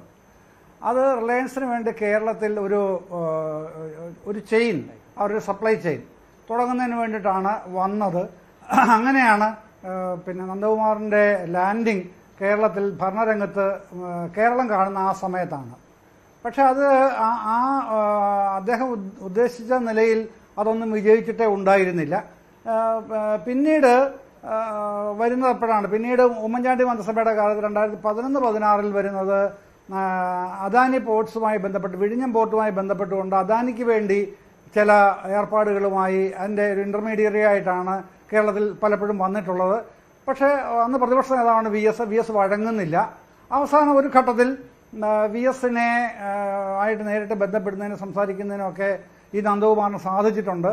പിന്നെ മുഖ്യമന്ത്രിയായിട്ട് ഉമ്മൻചാണ്ടിയായിട്ട് ബന്ധപ്പെട്ട ചർച്ചകൾ നടത്തുന്നതിനും അദാനിയും അതിനിടയ്ക്ക് ഞാൻ ആ എപ്പിസോഡിലെ അവസാന ഭാഗമാണ് പറഞ്ഞത്. അവസാനം VS-ഉമായിട്ട് തെറ്റുന്ന രീതിയിലുള്ള ഒരു കാര്യം സംഭവിച്ചാണ് ഞാൻ പറഞ്ഞത്. ഈ അദാനി വന്ന സമയത്ത് കൂടെ ഉണ്ടായിരുന്നു, പക്ഷേ മുറിയിലേക്ക് കടത്തിവിട്ടില്ല. അത് ഓഫീസിലുള്ളവർ തന്നെ VS-ന്റെ ഓഫീസിലുള്ളവർ തന്നെ ഈ നന്ദകുമാറിനെ അടുപ്പിച്ചില്ല. അക്കാര്യവും ഉള്ളതാണ്. ആ കാലത്ത് അത് വാർത്തയായി വന്നതുമാണ്. പക്ഷേ ഞാനാണ് കൊണ്ടുവന്നത്, ഞാനാണ് എല്ലാം ഏർപ്പാടായി കൊടുത്തത് എന്ന രീതിയിലാണ് ദല്ലാൽ നന്ദകുമാർ പിന്നെ ആ കാര്യങ്ങൾ അവതരിപ്പിച്ചത് എന്ന് മാത്രം. അപ്പോൾ ഇങ്ങനെയൊക്കെയുണ്ട്. ലാസ്റ്റ് VS തള്ളി പറഞ്ഞിരുന്നു. VS-ന് വലിയ താല്പര്യം ഉണ്ടായിരുന്നില്ല അവസാന സമയത്തൊക്കെ, ഈ പ്രതിപക്ഷ നേതാവായിരുന്ന സമയത്ത്. പിണറായി അന്ന് നന്ദകുമാർ അത് മറ്റൊരു കാര്യം കൂടി സംഭവിച്ചു അതിനിടയ്ക്ക് ദല്ലാൽ നന്ദകുമാറിന്റെ കാര്യത്തിൽ. ഈ സോളാർ കേസിലുണ്ടായിരുന്നല്ലോ ആ കത്തിന്റെ കാര്യം. നന്ദകുമാറാണ് ആ കത്ത് കൈക്കലാക്കിയത്. അദ്ദേഹം പിന്നെ ഈ CBI അന്വേഷണ റിപ്പോർട്ട് വന്നതിന് ശേഷം ഈ ദല്ലാൽ നന്ദകുമാർ നടത്തിയ വാർത്താ സമ്മേളനവും നമ്മൾ ശ്രദ്ധിച്ചല്ലോ. അതിൽ പിണറായി വിജയനെയും VS അച്യുതാനന്ദനെയും ഞാൻ ആ കത്ത് കാണിച്ചിരുന്നു എന്ന് ദല്ലാൽ നന്ദകുമാർ വലിയ വായിൽ പറയുന്നുണ്ടായിരുന്നു. പിന്നെ ഉമ്മൻചാണ്ടി മന്ത്രിസഭയിലെ 2 ആഭ്യന്തര മന്ത്രിമാർ താല്പര്യമുണ്ടായിരുന്നു ഈ കത്തിൽ അവർക്ക്. അപ്പോൾ അധികാരത്തിന്റെ ഇടനാഴിയിലുള്ള ആളാണ് നന്ദകുമാർ. പക്ഷേ ഏറ്റവും കൂടുതൽ പ്രോത്സാഹിപ്പിച്ചത് CPM നേതാക്കളാണ്. അതുകൊണ്ടാണ് ഷാബു അങ്ങോട്ട് വിരൽ ചൂണ്ടിയത്. ഒന്നും അല്ലെന്നേ, അങ്ങനെ അല്ലെന്നേ. ഇത് നിങ്ങൾക്ക് CPM-ന്റെ LDF-ന്റെ പുറത്ത് ആരോപിക്കണമെങ്കിൽ ആരോപിച്ചോളൂ, അതിലൊന്നും എനിക്ക് തർക്കമില്ല. പക്ഷേ ഈ ഇത്തരക്കാരൊക്കെ ഏതെങ്കിലും രാഷ്ട്രീയക്കാർക്ക് വേണ്ടി പണിയെടുക്കുന്നവരാണെന്നൊക്കെ ധരിച്ചു വെക്കുന്ന ആൾക്കാർ അവരേത് ലോകത്താണ് ജീവിക്കുന്നതെന്ന് ഞാൻ ചോദിക്കൂ. എൻ്റെ പ്രിയ സുഹൃത്താണ് ഷാബു പ്രസാദ്. അദ്ദേഹം അത്തരത്തിലൊരു നിലപാട് എസ്റ്റാബ്ലിഷ് ചെയ്യാൻ ശ്രമിക്കുമെന്ന് എനിക്ക് തോന്നുന്നില്ല. കാരണം അദ്ദേഹം പരിണതപ്രജ്ഞനായ ഒരു സഹൃദയൻ കൂടെയാണല്ലോ, സാംസ്കാരിക പ്രവർത്തകനൊക്കെയാണ്. ഇത്തരക്കാർക്കൊന്നും ആത്യന്തികമായി എന്തിനോടാണ് കൂറ്? ഏതെങ്കിലും രാഷ്ട്രീയക്കാരോടാണോ? അങ്ങനെയൊക്കെ വിശ്വസിച്ച് പോയാൽ കുഴഞ്ഞു പോയി, ചർച്ച ചെയ്യാൻ പോലും പറ്റില്ല. അവിടെ നിൽക്കട്ടെ, ആ വിഷയത്തിലേക്ക് ഉപയോഗിച്ച് എങ്ങനെ അങ്ങോട്ടും ഇങ്ങോട്ടും സഹായങ്ങൾ കിട്ടുമെന്നുള്ള കാര്യമാണ്. വ്യവഹാരങ്ങളിൽ സഹായിക്കുക, അഡ്വക്കേറ്റുമാരെ കുറഞ്ഞ നിരക്കിൽ അറേഞ്ച് ചെയ്ത് കൊടുക്കുക, ഇതൊക്കെയാണ് ഇവരുടെയൊക്കെ ജോലി. അതാണ് ഈ ദല്ലാൽ പണി. ഇതാണ് ദല്ലാൽ നന്ദകുമാർ നടത്തിക്കൊണ്ടിരുന്നത്. അതിനിടെ താങ്കൾ ഇക്കാര്യം വിശ്വസിക്കുന്നുണ്ടോ? ഇപ്പോൾ ദല്ലാൽ പറഞ്ഞ കാര്യം, ഈ അനിൽ ആന്റണി എപ്പിസോഡ് 25 ലക്ഷം രൂപ വാങ്ങിയെന്നുള്ള കാര്യം. അല്ല, ഞാൻ അതിലേക്കാണ് അതാണല്ലോ ചർച്ചയിലേക്ക് വരേണ്ട കാര്യം. അതാണ് ഞാൻ പറയുന്നത്. ഇതിന് പുറകിൽ നിശ്ചയമായും തോമസ് ഐസക്കോ LDF-ഓ ഒന്നും അല്ല കേട്ടോ. ഇതിന് പുറകിൽ അവരെ ബലമായി ഉറച്ചു വിശ്വസിക്കുന്ന ആന്റോ ആന്റണിയാണ് ഇതിന്റെ പുറകിൽ. അതിനും പിന്നിൽ PJ കുര്യനുണ്ട് എന്ന വിശ്വാസത്തിൽ തന്നെയാണ് ഇരിക്കുന്നത് കോൺഗ്രസ്സുകാരടക്കം. അത് എങ്ങനെയൊക്കെയാണെന്നുള്ളത് പറയേണ്ട കാര്യം ബന്ധപ്പെട്ട മറ്റു പലരും ഇനിയുള്ള ദിവസങ്ങൾ പറയുമായിരിക്കാം. അതെന്റെ വിഷയവുമല്ല. ഏതായാലും ഇത് LDF-ന്റെ ഒരു കുഞ്ഞല്ല. മറ്റൊന്ന്, എനിക്ക് 2012-ലും 2013-ലും ഡൽഹിയിൽ നടന്ന ചില നാടകങ്ങൾ അറിയാം. ഈ അനിൽ ആന്റണിയുമായി ബന്ധപ്പെട്ടതാണ്. അതിൽ കഥാപാത്രം ഈ കഥാപുരുഷനൊന്നും അല്ല. ഈ ഇപ്പം പറഞ്ഞ ദല്ലാൽ നന്ദകുമാറൊന്നുമല്ല, അല്ലെങ്കിൽ PJ കുര്യനൊന്നുമല്ല. മലയാളിയായ ഒരു സുപ്രീം കോടതി ജഡ്ജി ഉണ്ടായിരുന്നു ആ സമയത്ത് അവിടെ. ഈ ജഡ്ജിയാണ് വെച്ചുകൊണ്ട് അദ്ദേഹത്തെ കയ്യിലെടുത്തിട്ട് പല കേസുകളും സെറ്റിൽ ചെയ്യുന്ന ഒരാളായിട്ട് അനിൽ ആന്റണി ആ സമയത്ത് അവിടെ ഉണ്ടായിരുന്നു. ഞാൻ ആ സമയത്ത് അവിടെ ഉള്ളതുകൊണ്ട് എനിക്കത് വ്യക്തമായിട്ട് അറിയുന്ന ചില ആൾക്കാരിൽ നിന്ന് പറഞ്ഞു കേട്ട അറിവുണ്ട് അത് സംബന്ധിച്ച് ചില കാര്യങ്ങൾ. അന്ന് ആ സുപ്രീം കോടതി ജഡ്ജിയാണ് ഇതിനെല്ലാം വഴങ്ങി നിന്ന് കൊടുത്ത് അതിനൊക്കെ അന്നത്തെ കണക്ക് ഈ റേറ്റൊക്കെ പറയുന്നത് കേട്ടിട്ടുണ്ട്. അതൊന്നും ഇവിടെ പറയേണ്ട കാര്യമില്ല. നാളെ എന്നോട് ഒരാൾ കേസ് കൊടുത്തിട്ട് ചോദിക്കുക, എന്താണ് നിങ്ങൾ ആ ന്യൂസ് 18 ചർച്ചയിൽ പറഞ്ഞതിൻ്റെ ബേസ് എന്താണ്, ഇത്ര കോടി രൂപയെന്ന് പറഞ്ഞല്ലോ. അതുകൊണ്ട് അതൊക്കെ ഡൽഹിയിൽ ഇപ്പോഴും പാണന്മാർ പാടി നടക്കുന്ന പല പാട്ടുകളിൽ പെടുന്നതാണ് ഈ അനിൽ ആന്റണി ഈ ജഡ്ജിയെയും വെച്ച്, സുപ്രീം കോടതി ജഡ്ജിയെയും വെച്ച് അവിടെ ചെയ്തിട്ടുള്ള ചെയ്തികൾ. പലതരത്തിലുള്ള ഡീലുകളാണത്. അതൊക്കെ അവിടെ നടന്നിട്ടുണ്ട്. ഇതുപോലുള്ള ചീള് കേസുകളൊക്കെ ഇപ്പോൾ 25 ലക്ഷം എന്നൊക്കെ പറയുന്നത് അനിൽ ആന്റണിയുടെ ആ സ്റ്റേച്ചറിൽ നിൽക്കുന്ന ഒരാൾക്ക് അന്ന് പോലും അതൊരു ചീള് കേസായിരുന്നു. കാരണം ഈ 25 ലക്ഷത്തിലൊന്നും അല്ല അയാൾ വർക്ക് ചെയ്യുന്നത്. അതിനൊക്കെ എത്രയോ ഇരട്ടി തുക ആയിരുന്നു അന്ന് തന്നെ കേട്ടിരുന്നത്. എനിക്ക് നേരിട്ട് അറിയാവുന്ന ചില സുഹൃത്തുക്കൾ പറഞ്ഞ് എനിക്കറിയാം. അതൊക്കെ കൊണ്ടാണ് ഞാൻ പറയുന്നത്. അതൊക്കെ പക്ഷേ പിന്നെ ഒരു കാര്യമുണ്ട്, ഈ പ്രതിരോധ മന്ത്രിയായിരുന്ന ആന്റണിയെ പറ്റിച്ച് ചെയ്തു എന്ന ഒരു യോജിപ്പുമില്ല എനിക്ക് അതിനോട്. ഇപ്പോൾ ഈ ചർച്ചയിൽ ആരാണ്, ഷാബു പ്രസാദാണോ പറഞ്ഞത് അതോ മറ്റാരെങ്കിലും ആണെന്ന് എനിക്ക് അറിഞ്ഞുകൂടാ. ഞാൻ സ്വല്പം താമസിച്ചാണല്ലോ കയറിയത്, അതുകൊണ്ടാണ്. ഏതായാലും ഈ ഇന്ത്യൻ സൈന്യത്തിനെ രണ്ടാം UPA-യുടെ അവസാന സമയം വരെയും ഇന്ത്യൻ സൈന്യം രാഷ്ട്രീയവൽക്കരിക്കപ്പെട്ടിട്ടുണ്ടായിരുന്നില്ല. ഇപ്പോഴങ്ങനല്ല സ്ഥിതി, വളരെ കാര്യമായി മാറിയിട്ടുണ്ട്. പക്ഷേ ഇന്ത്യൻ സൈന്യം ഒരിക്കലും രാഷ്ട്രീയവൽക്കരിക്കപ്പെട്ടിരുന്നില്ല. രാഷ്ട്രീയ യജമാനന്മാർക്ക് വേണ്ടി ജോലി ചെയ്യുന്ന പണിയും ഇന്ത്യൻ സൈന്യം ചെയ്തിരുന്നില്ല. അതുകൊണ്ട് ആന്റണി നിഷ്ക്രിയനായിരുന്നു, മിണ്ടാതിരിക്കുന്ന ആളായിരുന്നു, എന്തൊക്കെയോ മറ്റാൾക്കാർ ചെയ്യുകയായിരുന്നു എന്നുള്ള വാദഗതിയോടൊന്നും ഒരു കാലത്തും യോജിക്കാൻ ശരി ശരി ശ്രീ ഷാബു രാഷ്ട്രീയമായി പ്രസാദ് ആന്റണിയോടോ LDF-ന്റെ ആന്റണിയുടെ കുഞ്ഞല്ല പാർട്ടിയോടോ ഇതെന്നുള്ള കാര്യം ഒരു ദല്ലാൽ ആശയഗതിയും തുറന്നു വിട്ടിരിക്കുന്ന ഈ യോജിപ്പില്ലാത്ത ഭൂതം അത് LDF-ന്റെ സൃഷ്ടിയല്ല എന്ന് ശ്രീ M ജയചന്ദ്രൻ പറയുകയാണ് ഇവിടെ. അതിൽ ആന്റോയ്ക്ക് നേരെ അദ്ദേഹം വിരൽ ചൂണ്ടുന്നുണ്ട്. PJ കുര്യനും ഇതിന് കഴിഞ്ഞില്ല അന്വേഷേ ഞാൻ വരാം, കാരണം ഷാബുവിന് പോകാൻ ധൃതിയുണ്ട്. അതുകൊണ്ടാണ് ഷാബു അതിന്റെ മറുപടി പറയട്ടെ. ഷാബു അതിന്റെ മറുപടി പറയട്ടെ. ഷാബു, അതായത് ഞാൻ പറഞ്ഞല്ലോ, ഇതിൻ്റെ അകത്ത് LDF, അതായത് ഈ പാനൂരിൽ നടന്ന ബോംബാക്രമണം, കരുവന്നൂര്, ഇങ്ങനെ ഭീകരമായ രീതിയിൽ LDF ഡിഫൻസിൽ നിൽക്കുകയാണ്. ഈ വയനാട്ടിലെ അതിക്രമം ഇതെല്ലാം കൂടെ ഇവിടെ ഈ ചർച്ചകൾ വഴിതിരിച്ചു വിടാനുള്ള ഒരായുധം അവർക്ക് ആവശ്യമാണിപ്പോൾ. അതൊന്ന്. പിന്നെ ഈ കോൺഗ്രസിൻ്റെ അകത്തെ ഈ കുടിപ്പകകൾ, നേതാക്കൾ തമ്മിലുള്ളത്, പരസ്പരം കുടിപ്പകകൾ, കാലുവാരൽ, കുതികാൽ വെട്ടൽ, അത് കോൺഗ്രസിൻ്റെ ഒരു സംസ്കാരത്തിൻ്റെയും കോൺഗ്രസിൻ്റെ പ്രവർത്തനത്തിൻ്റെയും ഭാഗമാണ്. ഇത് രണ്ടും കൂടി വർക്കൗട്ട് ചെയ്തിട്ടാണ് ഇപ്പോൾ ഈ ആരോപണം ഉയർന്നു വന്നിരിക്കുന്നത്. അതിൻ്റെ അകത്ത് യാതൊരു സംശയവുമില്ല. ഇതിൻ്റെ അകത്ത് ആന്റണി കളിച്ചിട്ടുണ്ടാകാൻ സാധ്യതയുണ്ട് എന്ന് എനിക്കും തോന്നുന്നുണ്ട്. ശ്രീ ജയചന്ദ്രൻ പറഞ്ഞില്ല. പക്ഷേ ഇതിൻ്റെ അകത്ത് ഞാനൊന്നും അറിഞ്ഞില്ലേ, രാമനാരായണ ഞങ്ങൾക്കൊന്നും അറിയില്ലേ എന്നുള്ള LDF-ന്റെ അത് വിലപ്പോവില്ല. കാരണം ഈ ദല്ലാളുമായിട്ട് ഈ നന്ദകുമാറും LDF-ഉം തമ്മിലുള്ള ബന്ധം എന്താണ് എന്നുള്ളത് ഈ നാട്ടിലെ കാറ്റിന് പോലും അറിയാവുന്ന കാര്യമാണ്. ഇവിടെ ഇരിക്കുന്ന എല്ലാവരും ഒരു കാര്യം പറഞ്ഞു, അയാൾ എല്ലാ രാഷ്ട്രീയക്കാരുമായിട്ടും ബന്ധമുണ്ട്. പക്ഷേ ഈ ദല്ലാൽ നന്ദകുമാറിന് ഡൽഹിയിലെ BJP നേതൃത്വവുമായോ BJP രാഷ്ട്രീയവുമായോ എന്തെങ്കിലും ബന്ധമുള്ളതായോ കഴിഞ്ഞ 10 വർഷമായിട്ട് ആ അധികാരത്തിൻ്റെ ഇടനാഴികളിൽ കിടന്ന് പുളച്ചിരുന്ന മനുഷ്യൻ പണ്ട് ആ പരിസരത്തെങ്ങും ഉണ്ടായിരുന്നില്ല എന്നുള്ളതും ഈ 2014 വരെ ഈ നമ്മുടെ രാജ്യത്തെ അധികാരത്തിൻ്റെ ഇടനാഴികളിൽ ഇങ്ങനെയുള്ള വൃത്തികെട്ട കീടങ്ങളുടെ സ്വാധീനം എത്രത്തോളം ഉണ്ടായിരുന്നു എന്നുള്ളത് പുറത്തു വരാനും ഈ ഒരു വിവാദം സഹായിച്ചിട്ടുണ്ട് എന്നുള്ള കാര്യത്തിൽ ഒരു സംശയവും. അപ്പോൾ താങ്കൾ എന്തായാലും ഒരു കാര്യം കൂടി, അനിൽ ആന്റണി ഇങ്ങനെ ഒരു ചെയ്തിട്ടില്ല എന്നുള്ള കാര്യം താങ്കൾ വിശ്വസിക്കുകയാണ്? ഒരു കാര്യം ഉണ്ടെന്നേ, ആ 10-12 വർഷം മുമ്പ് അനിൽ 10, 25, 26 വയസ്സുള്ള ഒരു കൊച്ചു പയ്യനാണ്. അയാൾക്ക് ഈ ജയചന്ദ്രൻ പറയുന്ന മാതിരി ഈ കോടികളുടെ ഡീലും അതും AK ആന്റണിയുടെ മകൻ നടത്താനുള്ള ശേഷിയോ അല്ലെങ്കിൽ അങ്ങനെയുള്ള കരുത്തോ ഒക്കെ ഉണ്ടായിരുന്നു കോൺഗ്രസിലെന്ന് വിശ്വസിക്കാൻ വിഡ്ഢികൾക്ക് മാത്രമേ കഴിയൂ. ഞാൻ അത്ര വിചാരിക്കുന്നു. ശരി, ശ്രീ വസന്ത് തെങ്ങുംപള്ളി ആന്റോയിലേക്ക് വിരൽ ചൂണ്ടുന്നു. ശ്രീ M ജയചന്ദ്രൻ ഇവിടെ പറയുന്നു ആന്റണിക്കും PJ കുര്യനും പങ്കുണ്ട് ഈ ഒരു ആരോപണത്തിലെന്ന്. മറുപടി വസന്ത്. അല്ല, രണ്ട് കാര്യങ്ങളാണ്. ഒന്ന്, ആന്റണി, ഞാൻ ആ പത്തനംതിട്ടയിൽ നിന്നുള്ള ഒരു വോട്ടറാണ്, അങ്ങേക്കറിയാമല്ലോ. പത്തനംതിട്ടയിൽ ഞങ്ങളടക്കം ഈ നിങ്ങളുടെ അടക്കം പുറത്തു വന്ന വിവിധ സർവേകളടക്കം അനിൽ ആന്റണി ബഹുദൂരം പുറകിലാണ്.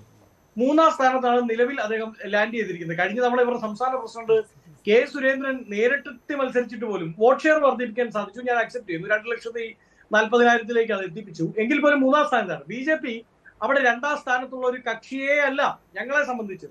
അപ്പോൾ ഞങ്ങൾ എന്തിനാണ് 3-ാം സ്ഥാനത്തുള്ള ഒരു പാർട്ടി നേതാവിനെ അറ്റാക്ക് ചെയ്യുന്നത്? ഇനി പൊളിറ്റിക്കൽ ഗെയിന് വേണ്ടിയാണെങ്കിൽ, അല്ലെങ്കിൽ ഇന്റെ ഇലക്ഷൻ സിനാറിയോ നമ്മൾ അറ്റാക്ക് ചെയ്യുന്നെങ്കിൽ 2-ാം സ്ഥാനത്ത് നിൽക്കുന്ന ആളെയാണ് അറ്റാക്ക് ചെയ്യുക. അയാൾക്കെതിരെയുള്ള അഴിമതി ആരോപണങ്ങൾ കൊണ്ടുവരിക, അദ്ദേഹത്തിനെതിരായിട്ടുള്ള ആരോപണങ്ങളെ വാമപ്പ് ചെയ്യുക, ലൈറ്റപ്പ് ചെയ്യുക, ഇതൊക്കെയല്ലേ ചെയ്യുക. 3-ാം സ്ഥാനത്ത് നിൽക്കുന്ന ഒരാൾ, പ്രത്യേകിച്ച് K. സുരേന്ദ്രൻ എന്ന കാൻഡിഡേറ്റിനേക്കാൾ ബഹുദൂരം പുറകിൽ നിൽക്കുന്ന ഒരാൾ, ഒരു ജനറൽ അക്സെപ്റ്റൻസ് ഇല്ലാത്ത ഒരാൾ, വിളിച്ചു പറയുന്നത് എന്താണെന്ന് അദ്ദേഹത്തിന് പോലും അറിയത്തില്ലാത്ത ഒരാൾ, അങ്ങനെയുള്ള ഒരു കാൻഡിഡേറ്റിനെ അറ്റാക്ക് ചെയ്യേണ്ട ആവശ്യം തൽക്കാലം ഏതായാലും നിലവിൽ പത്തനംതിട്ടയിലെ കോൺഗ്രസ് സ്ഥാനാർത്ഥിക്കോ പത്തനംതിട്ടയിലെ ലോക്സഭാ മണ്ഡലത്തിലെ കോൺഗ്രസ് പാർട്ടിക്കോ ഇല്ല എന്ന് വളരെ കൃത്യമായി അവിടെ നിന്നുള്ള ഒരു വോട്ടർ എന്നുള്ള നിലയിൽ, അവിടെ നിന്നുള്ള ഒരു കോൺഗ്രസ് പ്രവർത്തകൻ എന്ന നിലയിൽ വളരെ കൃത്യമായി ഞാൻ പറഞ്ഞേക്കും. 2, ശ്രീ ഷാബു പ്രസാദ് പറഞ്ഞു, നോക്കൂ, ഇപ്പോ 10 വർഷമായി ഡൽഹിയിൽ അധികാരത്തിന്റെ ഇടനാഴികളിൽ ആരില്ല, ദല്ലാളില്ല. ദല്ലാൽ പ്രോ ഉണ്ടെന്നാണ് നന്ദകുമാർ പറയുന്നത്. താൻ ദല്ലാളാണ് എന്ന് നന്ദകുമാർ അക്സെപ്റ്റ് ചെയ്യുന്നു. ഞാൻ ദല്ലാളാണ്, ഞാൻ പക്ഷേ ദല്ലാൽ ലൈറ്റ് ആണ്, പക്ഷേ ദല്ലാൽ പ്രോ അതാണ് അനിൽ ആന്റണി എന്നാണ് പറയുന്നത്. 10 വർഷമായി അധികാരത്തിന്റെ ഇടനാഴികളിൽ, അല്ലെങ്കിൽ കഴിഞ്ഞ 2-3 വർഷക്കാലമായി അവിടെ BJP നേതൃത്വവുമായി അടുത്ത ബന്ധം പുലർത്തുന്ന ആളാണ് ആര്? അനിൽ ആന്റണി. ഇനി മറ്റൊരു ക്വസ്റ്റ്യൻ ഞാൻ പറയട്ടെ. അനിൽ ആന്റണി, ദല്ലാൽ നന്ദകുമാർ പറഞ്ഞത് അനിൽ ആന്റണി ആ കാലത്ത് അവിടെ ഈ എന്നെ ദല്ലാളെന്നാണല്ലോ വിളിക്കുന്നത്, അതിനേക്കാൾ വലിയ സൂപ്പർ ദല്ലാളാണ് അനിൽ ആന്റണി എന്ന് ആ കാലത്തെ ഉദ്ദേശിച്ചാണ് പറഞ്ഞത്, ഈ 2014 വരെയുള്ള കാലത്തെ. ആണെന്നേ. ദല്ലാൽ നന്ദകുമാറിന് ഡൽഹിയിൽ പിടിയുണ്ടോ എന്നുള്ള കാര്യം എനിക്കറിയില്ല കേട്ടോ. ഇപ്പോൾ പഴയ പോലെ അങ്ങോട്ട് വരുന്നുണ്ടോ എന്ന് എനിക്കറിയില്ല. ശ്രീ മഞ്ജുഷ്, രണ്ട് വാദങ്ങൾ കൂടി ഞാൻ പറയട്ടെ. ഒന്ന്, ആ കാലത്ത് ഈ അനിൽ ആന്റണിക്ക് പലരെയും തന്റെ സ്റ്റാറ്റസ് ഉപയോഗിച്ചുകൊണ്ട് പണം മേടിക്കാൻ സാധിച്ചിട്ടുണ്ടായിരിക്കാം. പക്ഷേ അതൊന്നും ഉപയോഗിച്ച് ഒരു കാര്യവും സാധിച്ചു കൊടുക്കാൻ സാധിച്ചിട്ടുണ്ട് എന്ന് യാതൊരു തെളിവും നിലവിൽ നിൽക്കുന്നില്ല. അതുകൊണ്ട് തന്നെ അത് UPA ഗവൺമെന്റ് നേരെയോ അന്നത്തെ ഒരു കോൺഗ്രസ് നേതാവിനെതിരെ പോലും, ഈവൻ AK ആന്റണിക്കെതിരെ പോലും ഉപയോഗിക്കാൻ പറ്റില്ല. പറ്റുമായിരുന്നു ദല്ലാൽ നന്ദകുമാർ പറയണമായിരുന്നു, നോക്കൂ ഞാൻ പണം കൊടുത്ത് AK ആന്റണിയെ വശംവദനാക്കി മകനിലൂടെ ഇന്ന കാര്യം സാധിച്ചു എന്നല്ലല്ലോ പറയുന്നത്. ഞാൻ മകൻ എന്നോട് പറഞ്ഞു ഞാൻ ഇത് സാധിച്ചു തരാമെന്ന് പറഞ്ഞു, അത് നടക്കാത്തതിനാൽ ആ പണം തിരികെ ചോദിച്ചു എന്നാണല്ലോ, നടന്നില്ലല്ലോ കാര്യം. അതുകൊണ്ട് കോൺഗ്രസ് നേതൃത്വമോ പ്രതിക്കൂട്ടിലല്ല. ഇനി രണ്ടാമത് മറ്റൊരു കാര്യം കൂടി ഞാൻ ഒരു ചർച്ചയുടെ വിവക്ഷയിലേക്ക് വെക്കട്ടെ. ഇപ്പൊ നേരത്തെ MJ പറയുകയുണ്ടായി. എന്താണ് MJ പറഞ്ഞത്? ഇത് കോൺഗ്രസ് ആന്റണി അടക്കമുള്ളവരുടെ പ്ലാനാണ്. ഷാവു പ്രസാദ് പറയാണ് ഇല്ല ഇത് LDFന്റെ പ്ലാനാണ്. ഒന്ന് ചിന്തിച്ചു നോക്കൂ. V മുരളീധരൻ ഇല്ലാത്ത, K സുരേന്ദ്രൻ ഇല്ലാത്ത, ശോഭാ സുരേന്ദ്രൻ ഇല്ലാത്ത, കഴിഞ്ഞ കാലങ്ങളായി BJPക്ക് വേണ്ടി RSSന് വേണ്ടി താഴെക്കടയിൽ പോയി മത്സരിച്ച് പഞ്ചായത്ത് തൊട്ട് ലോക്സഭ വരെയുള്ള എല്ലാ സീറ്റിലും മത്സരിച്ച് തോറ്റ K സുരേന്ദ്രനെ പോലും ഉൾപ്പെടുത്തിയിട്ടില്ലാത്ത BJPയുടെ ദേശീയ പ്രചരണ കമ്മിറ്റിയിലേക്ക് അനിൽ ആന്റണി ഒരു ദിവസം ഇരുട്ടി വെളുക്കുമ്പോ വന്നിറങ്ങുകയാണ്. സ്വാഭാവികമായും K സുരേന്ദ്രന് ഒരു ബുദ്ധിമുട്ടുണ്ടാവില്ലേ? V മുരളീധരൻ ഉണ്ടാവില്ലേ? MT രമേശിന് ഉണ്ടാവില്ലേ? ഇവിടെ നിന്നുള്ള സംഘടനാ ജനറൽ സെക്രട്ടറിക്ക് ഉണ്ടാവില്ലേ?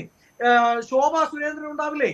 അപ്പോൾ അവർ പ്ലാൻ ചെയ്തതാണോ അനിൽ ആന്റണി അങ്ങ് തോൽപ്പിച്ച് കളഞ്ഞേക്കാം, അദ്ദേഹത്തെ ജയിപ്പിച്ച് വിട്ടു കഴിഞ്ഞാൽ, അല്ലെങ്കിൽ ജയിക്കാൻ എന്തെങ്കിലും സാധ്യതയുണ്ടെങ്കിൽ അയാൾ മോദി ടീമിൽ നിന്ന് വരുന്ന ആളാണ്, സ്വാഭാവികമായും കേന്ദ്രമന്ത്രിസഭയിലേക്ക് അയാൾ എത്താൻ സാധ്യതയുണ്ട്. അങ്ങനെയൊക്കെ ഉണ്ടെങ്കിൽ നമ്മുടെ എല്ലാം തലയ്ക്ക് മുകളിൽ അയാൾ വന്നിവിടെ ഇറങ്ങും. അതുകൊണ്ട് അത് വേണ്ട എന്ന് വിചാരിച്ച് ബിജെപിയുടെ പ്ലാൻഡ് ഓപ്പറേഷൻ ആണ് ഇത് എന്ന് നമുക്ക് ചിന്തിച്ചൂടെ? അങ്ങനെ ഒരു സാധ്യത ഇതിന് പിന്നിലുണ്ടോ എന്നുള്ളത് കൂടി നമ്മൾ ചിന്തിക്കാൻ. ശരി വസന്ത്, ഇപ്പോൾ BJP നേതാവ് ശ്രീ PC ജോർജ് ടെലിഫോൺ ലൈനിൽ ചേരുകയാണ്. ശ്രീ PC, എന്താണ് ഈ ദല്ലാൽ നന്ദകുമാറിന്റെ ഈ ആരോപണത്തിന് പിന്നിലെന്നാണ് താങ്കൾ സംശയിക്കുന്നത്? എനിക്കൊരു തമാശയായിട്ടാ തോന്നിയത്. കാരണം 2013 ഈ സംഭവം 25 ലക്ഷം രൂപ മേടിച്ചത് ഈ നന്ദകുമാർ പറയുന്നത്. 2013 അനിൽ ആന്റണി കോൺഗ്രസ് ആണ്. കോൺഗ്രസ് കൊള്ളയാത്തല്ലേ ഞങ്ങൾ പറയുന്നത്. ഞാൻ എത്ര കൊല്ലമായിട്ട് പറയുന്നു, BJP എത്ര കൊല്ലമായിട്ട് പറയുന്നു കോൺഗ്രസ് കൊള്ളയാണ്. ആ കൊള്ള കൊണ്ടല്ലേ ഇപ്പൊ 10 വർഷമായിട്ട് മോദി ഭരിക്കുന്നു. അതിന് മുമ്പ് മുഴുവൻ കൊള്ളയല്ലായിരുന്നു. അപ്പൊ 2013 എന്ന് പറഞ്ഞാൽ അത് കോൺഗ്രസിന്റെ കൊള്ളയാണ്. അതിനകത്ത് കോൺഗ്രസ്സുകാർ മോട്ടിച്ചു. കോൺഗ്രസ്സുകാർ മോട്ടിക്കുന്നതിനകത്ത് അനിൽ ആന്റണി ഉണ്ടായിരുന്നെന്ന് AK ആന്റണി പറയട്ടെ. AK ആന്റണി ആണല്ലോ ഇപ്പോ അതിന് പറയാൻ ബാധ്യതപ്പെട്ടയാള്. പുള്ളി പറയട്ടെ, തന്റെ മകൻ മോട്ടിച്ചോ? എന്റെ മകൻ മോട്ടിച്ചു എന്ന് ആന്റണി പറഞ്ഞാൽ നമുക്ക് സമ്മതിച്ചേക്കാം, എനിക്കൊരു വിരോധമില്ല. അതായത് BJPയെ സംബന്ധിച്ചിടത്തോളം അനിൽ ആന്റണിയുടെ കാര്യത്തിൽ ഈ ഒരു കൊല്ലത്ത് ഉത്തരവാദിത്തം ഞങ്ങൾക്കുള്ളൂ. BJP ചേർന്ന് കഴിഞ്ഞ് അയാൾ ആരോടെങ്കിലും 1 രൂപ ചോദിക്കാനെങ്കിലും ശ്രമിച്ചു എന്ന് ഒരാരോപണം കൊണ്ടുവന്നാൽ ഇവരെ അന്നേരം അനിൽ ആന്റണി സ്ഥാനാർത്ഥി വരെ പിൻവലിച്ചേക്കാം. മതിയോ? ഞാൻ വെല്ലുവിളിക്കുകയല്ല. എനിക്ക് നല്ല ബോധ്യമുണ്ടാ ചെറുപ്പക്കാരനെ, നല്ല കഴിവുള്ള ഒരു ചെറുപ്പക്കാരൻ വന്നപ്പോ അവനെ അടിച്ചു വന്നേക്കാന്ന് വിചാരിച്ച് ഇറങ്ങിത്തിരിക്കുന്ന മര്യാദയാണോ? ഏതായാലും കോൺഗ്രസ്സുകാരെ ഉത്തരം പറയേണ്ടത് 2013 കൈക്കൂലി മേടിച്ചോ? PJ കുര്യൻ ഉമ്മൻചാണ്ടിക്കെതിരായിരുന്നല്ലോ. വേറൊരു കാര്യം കൂടെ ഉണ്ട്. ഈ നമ്മളെ നന്ദകുമാർ ക്രൈമല്ല, നമ്മളെ ഷേഡി ക്യാരക്ടർ നന്ദകുമാർ. ഇത് അറിഞ്ഞ PT തോമസിന്റെ ഭാര്യ, മരിച്ചുപോയ PT തോമസ് MLA ഭാര്യ, എത്രയോ നല്ല സ്ത്രീയാ. അവരെന്താ പറഞ്ഞത്? ഇതിൽ അനിൽ ആന്റണി നിരപരാധിയാണെന്ന് എനിക്ക് ബോധ്യമുണ്ട്. വലിയൊരു കള്ളമാണ് ഇയാൾ പറഞ്ഞത്. ഇയാള് കോൺഗ്രസ്സുകാരനാണ്. ആര്? ഈ നന്ദകുമാർ എന്ന് പറയുന്ന ആള് കോൺഗ്രസ്സുകാരനാണ്. എനിക്ക് ചെറുപ്പം പോലെ അറിയാം. അയാൾ വേറൊരു പേരിൽ അയാളെ വിളിക്കുന്നത്. അയാൾ പറഞ്ഞ മുഴുവൻ നുണയാണ് എന്ന് പച്ചക്ക് PT തോമസിന്റെ ഭാര്യ പറഞ്ഞല്ലോ. പിന്നെന്താ പ്രശ്നം? അല്ല, ഈ നന്ദപ്പൻ എന്നാണ് വിളിച്ചത് ഉമാ തോമസ്. ഈ നന്ദപ്പൻ എന്ന് പറയുന്ന ഈ ദല്ലാൽ നന്ദകുമാർ അത്ര പാവമാണോ? താങ്കൾക്ക് നല്ല പരിചയമുള്ള ആളാണല്ലോ. എന്തോ കേട്ടില്ല. താങ്കൾക്ക് നല്ല പരിചയമുള്ള ആളാണല്ലോ ഈ ദല്ലാൽ നന്ദകുമാർ. അത്ര പാവമാണോ? ആണെന്ന് അവനെ മര്യാദ പഠിപ്പിച്ചു വിട്ടല്ലേ. അവൻ ആരാ സാധനമൊന്നും. അവനെ എന്നെ VS മുറി വെച്ച് ഇവൻ അവിടെ പറഞ്ഞു നടന്ന് ഇവനെ ഓടിച്ചു. ഞാൻ അത് VS ഓടിച്ചവനെ. അതിന് എന്നോട് ഇവന് വൈരാഗ്യം ഉണ്ടായിരുന്നു. ഇവന്റെ ക്ഷേത്രത്തിൽ ഒരു ഉത്സവമാണ്. അതിന്റെ സാംസ്കാരിക സമ്മേളനം ഉദ്ഘാടനം ചെയ്യാൻ എന്നോട് ചെല്ലണമെന്ന് പറഞ്ഞു. ഇവന്റെ അമ്മയെ കൊണ്ടും വിളിപ്പിച്ചു. ഞാനത് നേരി വിശ്വസിച്ച ഒരു ക്ഷേത്രം അല്ലെങ്കിൽ അവിടെ ചെന്നു. ഞാൻ ഇപ്പറേ ഇറങ്ങിയിട്ട് ഞാൻ നടന്ന ഇവന്റെ വീടിന് ഇവിടുന്ന് അങ്ങോട്ട് ചെല്ലുമ്പം അവിടെ ഒരു മുസൽമാൻ അവിടെ ഈ ചായയും ബോണ്ടായും ഒക്കെ കൊടുത്തോണ്ടിരിക്കുക. ഞാൻ അയാളോട് വർത്താനമൊക്കെ പറഞ്ഞു. വർത്താനമൊക്കെ പറഞ്ഞ് അപ്പം അവിടെ എനിക്ക് മനസ്സിലായി ക്ഷേത്രത്തിൽ വന്ന് പോകുന്നവരെല്ലാം ചായ കൊടുക്കുന്ന ഈ മുസൽമാന്റെ കടയാണ്. എനിക്ക് വലിയ സന്തോഷം തോന്നി. ഞാൻ അഭിനന്ദിക്കുകയും ചെയ്തു.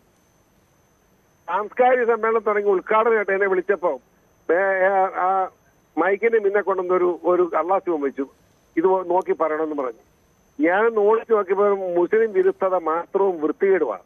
മനസ്സിലായില്ലേ? ഞാൻ അതിന് ഒരു വാക്ക് പോലും പറയാതെ എന്റെ പ്രസംഗം ഞാൻ ആ മുസ്ലിം സഹോദരനെ വലിയ അഭിനന്ദിച്ചു. ഇത് ഹിന്ദു ഈ മുസ്ലിം കേന്ദ്രമായിട്ട് ഇതിനെ കാണുന്നു. അമ്മയെപ്പറ്റി നല്ലത് പറഞ്ഞു. ഇങ്ങനെ ഒരു ക്ഷേത്രം നടത്തുന്നതിനെ പറ്റി നല്ല പറഞ്ഞു. എന്നിട്ട് ഞാനിങ്ങോട്ട് പോന്നു ഉദ്ഘാടിച്ചേച്ച്. ഞാൻ പറഞ്ഞു അവിടെ ഇരുന്ന് ഞാൻ പ്രസംഗിച്ചില്ലല്ലോ. രണ്ടാം പക്കം സിറ്റി കമ്മീഷൻ എന്നെ പോലെ വിളിക്കുന്നു. അവിടെ മുസ്ലിങ്ങൾക്കെതിരായിട്ട് വർഗീയ വികാരം ഉണ്ടാക്കാൻ വർഗീയ ലാഭത്തോട് ശ്രമിച്ചെന്നും പറഞ്ഞ് ഒരു മൊഴി കിട്ടി കേസെടുത്തിരിക്കുകയെന്ന് പറഞ്ഞു. ഞാൻ പറഞ്ഞു അത് നല്ലതായി, എന്നാൽ തന്നെ പിടിച്ചുകൊണ്ട് പൊക്കോളാൻ പറഞ്ഞു, എളുപ്പമുണ്ടല്ലോ എന്ന് പറഞ്ഞു. ആ അസിസ്റ്റന്റ് കമ്മീഷൻ എന്നെ വിളിച്ചു. അസിസ്റ്റന്റ് കമ്മീഷൻ വിളിച്ചോ ഞാൻ പറഞ്ഞു ഞാൻ നേരിട്ട് കൂടെ ഒരു എളുപ്പമുണ്ടല്ലോ. ഞാൻ അവിടെ ആയിരക്കണക്കിന് ആളും കൂടിയെന്ന് കമ്മീഷൻ എത്തിച്ച് മൈക്ക് വെച്ച് കേൾക്കാൻ പറഞ്ഞു. ഞാൻ ആ ഒരു ടേപ്പ് എടുക്കാൻ പറഞ്ഞു. ടേപ്പ് എടുത്ത് കേട്ടപ്പോൾ അസിസ്റ്റന്റ് കമ്മീഷൻ ദൈവമേ ഇതിനകത്ത് ഒരു വൃത്തികേടും പറഞ്ഞിട്ടില്ലല്ലോ, ഇതെന്താ കേസെടുക്കുന്നത്? ആള് ചൂടായി. സ്ഥാന ഉദ്യോഗസ്ഥന്മാരല്ല പരാതി എടുക്കാൻ പറ്റും. പരാതി എടുത്തപ്പോൾ ഏതാണെന്നറിയാമോ? ഞാൻ പ്രസംഗിക്കുന്നതിന് മൈക്കിന് മുന്നേപ്പോ എന്റെ അടുത്ത് കൊണ്ടുവച്ച അന്തകുമാർ കൊണ്ടുവച്ച കടലാസില്ലേ എഴുതിയ കാര്യങ്ങൾ, ഈ വൃത്തികൾ അതെല്ലാം കൂടെ വെച്ചിരിക്കുക. അത് വെച്ച് ഞാൻ പ്രസംഗിച്ചെന്ന് വിചാരിച്ച കേസ് എടുത്തിരിക്കുന്നത്. അപ്പോ ഇവൻ നേരത്തെ തന്നെ എന്നെ കൊടുക്കാൻ തീരുമാനിച്ച് കൊണ്ടുവന്ന് അതിന്റെ പേര് കേസെടുപ്പിക്കാനാണ് നോക്കിയത്. പൊളിച്ചുപോയി. അവൻ അത്ര വൃത്തികെട്ടവനാണ്. സൂക്ഷിച്ചില്ല അവൻ എന്തും ചെയ്യും. അപ്പോൾ ഈ നന്ദകുമാറിന്റെ പിന്നിൽ അല്ല ഇപ്പോൾ അനിൽ ആന്റണിക്കെതിരെ ഇങ്ങനെ കുറെ കാര്യങ്ങൾ പറയുമ്പോൾ ഇതിന് പിന്നിൽ ആരെങ്കിലും ഉള്ളതായിട്ട് താങ്കൾ സംശയിക്കുന്നുണ്ടോ ശ്രീ പി സി ജോർജ്? ഇതിന്റെ പിന്നിൽ മിക്കവാറും കേട്ടോ PJ കുര്യൻ ഉണ്ടെന്ന് ഉറപ്പാണല്ലോ. PJ കുര്യനാണ് ഈ നന്ദന്റെ ആള്. പിന്നെ നന്ദകുമാറിന്റെ ആളെ കേട്ടോ ഈ നമ്മളെ ഇതിനൊരു രണ്ട് പ്രശ്നമുണ്ട്. ഈ നന്ദകുമാർ എല്ലാവരുമായിട്ടും കമ്പനിയാണല്ലോ. അവരൊരു വേന്ദ്രനാണ്. ഈ നമ്മളെ EP ജയരാജനുമായിട്ട് വളരെ അടുപ്പമാണ്. ഏതാണ്ട് ബിസിനസ് ബന്ധമുണ്ടെന്നാണ് പറയുന്നത്. EP ജയരാജുണ്ട്. അതിന്റെ ഡീറ്റെയിൽസ് എനിക്ക് അറിയത്തില്ല കേട്ടോ. EP ജയരാജ് ചോദിച്ചാൽ അറിയാം. ഏതാണ്ട് ബിസിനസ് ബന്ധമുണ്ടെന്നാണ് അന്ന് ഇവൻ പറഞ്ഞൊരു ഓർമ്മ വെച്ചാണ് ഈ പറയുന്നത്. PJ കുര്യനായിട്ടും വളരെ അടുപ്പാന്ന് പറഞ്ഞിട്ടുണ്ട്. ഇവരൊരു കോൺഗ്രസ്സുകാരനുമാണ്. അതുകൊണ്ട് എന്താന്നുള്ളത് നിങ്ങൾ തീരുമാനിച്ചോ. എനിക്ക് അഭിപ്രായം തീർത്ത് പറയാൻ കഴിയില്ല.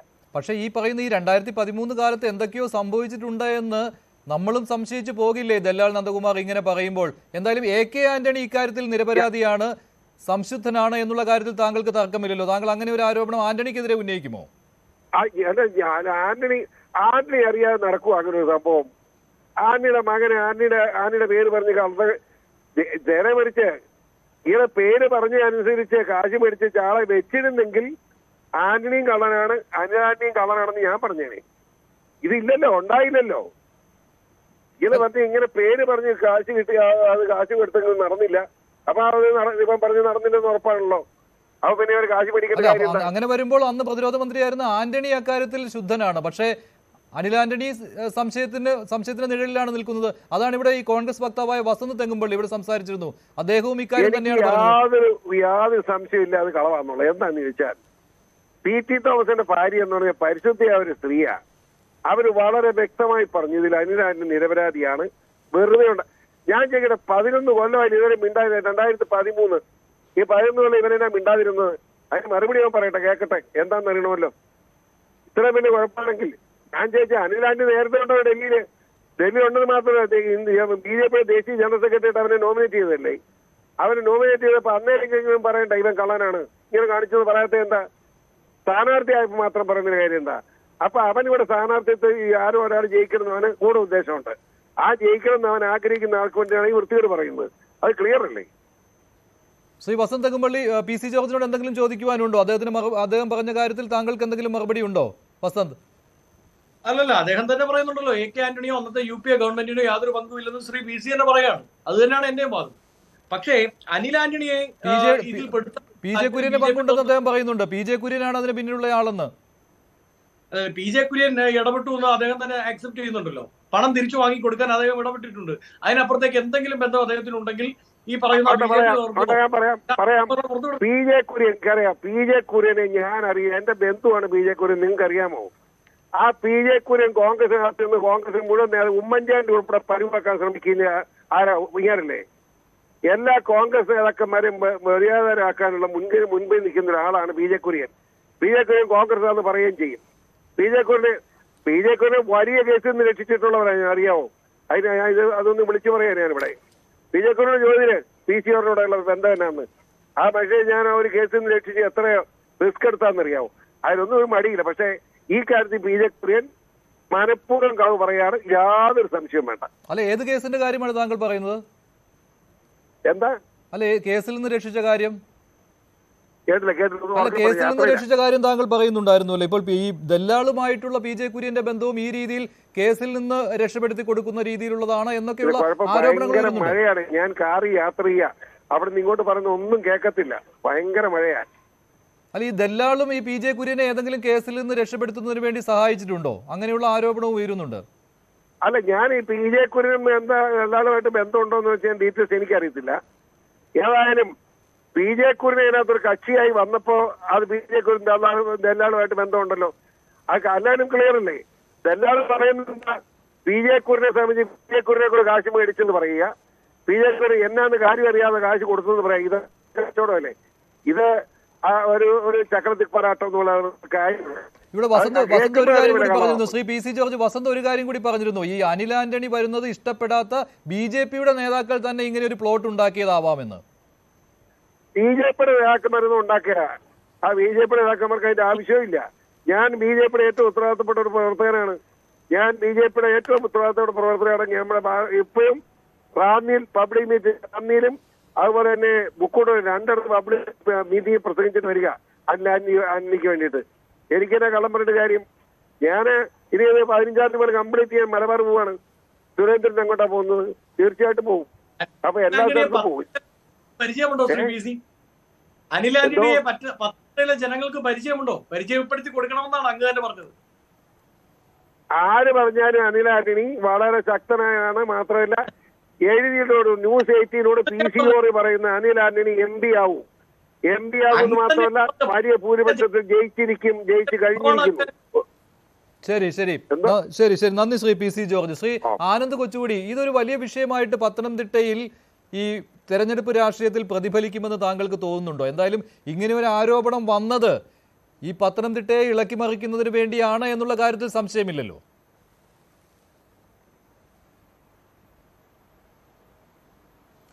അല്ല, ഇത് ഈ ആരോപണം എന്തായാലും ചർച്ചയാകും.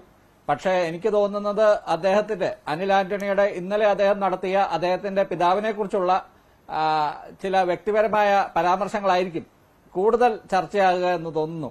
കാരണം സ്വന്തം അച്ഛനെ തള്ളി പറയുന്ന ഒരു രാഷ്ട്രീയക്കാരൻ, അത് പണ്ട് ഈ ഗണേഷ് കുമാറൊക്കെ പറഞ്ഞത് കുറച്ചുകൂടി സഭ്യമായ ഭാഷയിലാണ്. ഇത് ഒട്ടും സഭ്യമല്ലാത്ത രീതിയിൽ ഇദ്ദേഹം പറഞ്ഞ ഈ കാര്യമൊക്കെ എന്തായാലും നാട്ടുകാർ ചർച്ച ചെയ്യും. പത്തനംതിട്ട പോലെയുള്ള ഒരു കുറെ ഗ്രാമപ്രദേശങ്ങളൊക്കെയുള്ള ഒരു കോൺസ്റ്റിറ്റ്യുവൻസിയാണ്.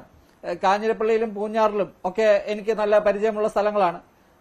അവിടെ എന്തായാലും ഇങ്ങനെയൊക്കെ കാര്യങ്ങൾ പറഞ്ഞ് ഇങ്ങനെയൊക്കെ സ്വന്തം അച്ഛനെയൊക്കെ തള്ളി പറഞ്ഞ് അച്ഛനെ കുരയ്ക്കുന്ന പട്ടികളോടൊക്കെ ഉപമിക്കുന്ന അനിൽ ആന്റണിക്ക് മുമ്പേ വലിയ പ്രതീക്ഷയൊന്നുമില്ലായിരുന്നു. ഇപ്പോൾ ഇതും കൂടെ കഴിഞ്ഞപ്പോൾ, ഈ ആരോപണങ്ങളും കൂടെ കഴിഞ്ഞപ്പോൾ എന്തായിരിക്കും അദ്ദേഹത്തിന്റെ അവസ്ഥ എന്ന് ആലോചിച്ച് സഹതപിക്കാനേ പറ്റുള്ളൂ. അദ്ദേഹം തന്നെ പറയുന്നു അദ്ദേഹത്തിന് അച്ഛനെ കുറിച്ച് സഹതപിക്കുകയാണെന്ന്. എനിക്ക് അദ്ദേഹത്തിന് അനുജന്റെ ഒരു കാര്യം പറഞ്ഞൊരു വാക്കാണ് ഓർമ്മ വരുന്നത്. അന്ന് ഇദ്ദേഹം BJP-യിൽ പീയൂഷ് ഗോയലിന്റെ കയ്യിൽ നിന്ന് അംഗത്വം എടുക്കുന്ന സമയത്ത് അജിത് ആന്റണി News 18 തന്ന ഒരു ബൈറ്റിൽ പറയുന്നുണ്ടായിരുന്നു, ഈ ആവശ്യം കഴിഞ്ഞ് ഈ അനിലിനെ BJP കറിവേപ്പില പോലെ വലിച്ചെറിയുമെന്ന്. അനില് തന്നെ ഇടയ്ക്ക് പറയാറുണ്ട്, ഈ ഞാൻ ഇത്രയും ചെറുപ്പം 38 വയസ്സിൽ എന്നെ ദേശീയ സെക്രട്ടറി ആക്കി, എന്നെ വക്താവാക്കി, പത്തനംതിട്ട പോലെയുള്ള A+ സീറ്റ് തന്നു. പക്ഷേ ഈ ഇലക്ഷൻ കഴിയുമ്പോൾ ഇവിടെ ഇപ്പോൾ സംസാരിച്ച PC ജോർജ് ഉൾപ്പെടെ ജൂൺ 4-ന് എന്തായിരിക്കും പറയുന്നത് എന്നുള്ളത് മാത്രമാണ് ഞാൻ കാതോർത്തിരിക്കുന്നത്. ശരി, ശ്രീ M ജയചന്ദ്രൻ, ഇവിടെ PC ജോർജ് പറഞ്ഞ കാര്യം അവിടെ പത്തനംതിട്ടയിൽ ഈ രീതിയിലാണ് അവതരിപ്പിക്കുന്നത് എന്ന കാര്യത്തിൽ സംശയമില്ലല്ലോ.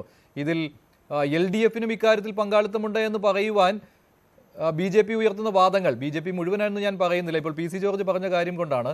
EP-യുമായിട്ടുള്ള ഈ ദല്ലാൽ നന്ദകുമാറിന്റെ ബന്ധം അത് അടുത്തിടെ മറ്റൊരു രൂപത്തിൽ കൂടി വന്നുവല്ലോ. ഇപ്പോൾ CPM-ന്റെ യാത്രയിൽ പോലും പങ്കെടുക്കാതെ EP ദല്ലാൽ നന്ദകുമാറിന്റെ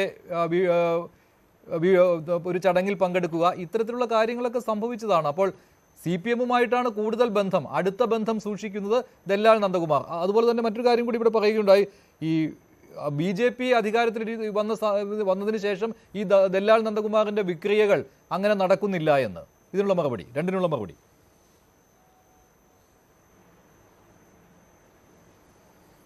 ഇതൊക്കെ നമ്മൾ കാണുകയാണല്ലോ, എല്ലാവരും, നമ്മുടെ ജനങ്ങളെല്ലാവരും കാണുന്നതല്ലേ. ഇപ്പോൾ പിന്നെ PC ജോർജ് തന്നെ കോട്ട് ചെയ്തല്ലോ ഉമാ തോമസ് എന്താണ് ഇയാളെക്കുറിച്ച് പറഞ്ഞതുള്ളത്, നന്ദകുമാറിനെ കുറിച്ച് പറഞ്ഞത്.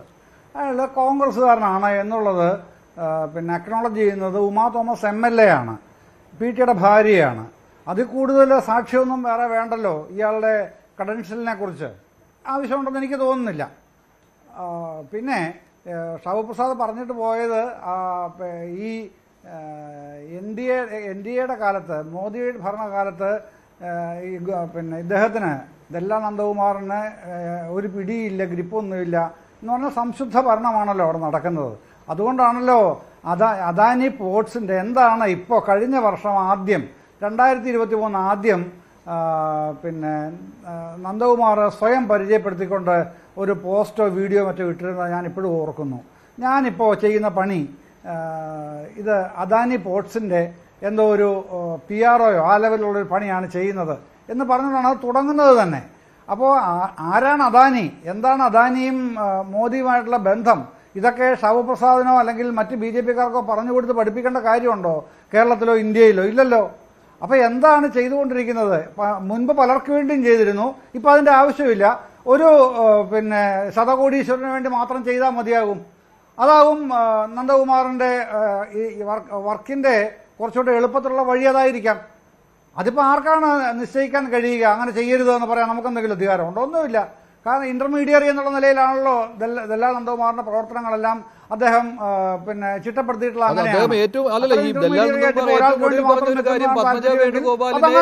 പത്മജ വേണുഗോപാലിനെ CPM-ലേക്ക് കൊണ്ടുവരാനുള്ള ഇടനില നിന്നതും താനാണ് എന്നുള്ളതാണ്. പക്ഷേ അത് നടക്കാതെ പോയി എന്നാണ് EP തന്റെ ഫോണിൽ നിന്നാണ് സംസാരിച്ചത് എന്ന് വരെ പറയുകയുണ്ടായി ദല്ലാൽ നന്ദകുമാർ. ദീപ്തി മേരി വർഗീസിന്റെ കാര്യം പറയുകയുണ്ടായി. അപ്പോൾ ഈ ദല്ലാൽ നന്ദകുമാറിനെ കൂടുതലായിട്ട് ഉപയോഗിക്കുന്നത്, നേരിട്ട് ഉപയോഗിക്കുന്നത് ഏത് പാർട്ടിയാണെന്ന് ചോദിച്ചാൽ CPM. അല്ലാതെ മഞ്ജുഷ് ആദ്യം പോലെ ഇത് ഇയാളും CPM-ആയിട്ട് കൂട്ടിക്കെട്ടാൻ ശ്രമിക്കുന്നുണ്ടല്ലോ. ഉമാ തോമസ് കോൺഗ്രസ്സുകാരനാണെന്ന് പോലും വിടില്ല മഞ്ജുഷ്. അത് CPM-ആയിട്ടാണ് ബന്ധം എസ്റ്റാബ്ലിഷ് ചെയ്യണമെന്ന് വാശിയുള്ളത് പോലാണല്ലോ. VS-ഉമായിട്ട് അടുത്ത ബന്ധം പിന്നീട് VS-ഉമായിട്ട് തെറ്റിപ്പിരിയുന്നു. VS-ന് ഇഷ്ടമല്ലാതെ വരുന്നു ദല്ലാൽ നന്ദകുമാറിനെ.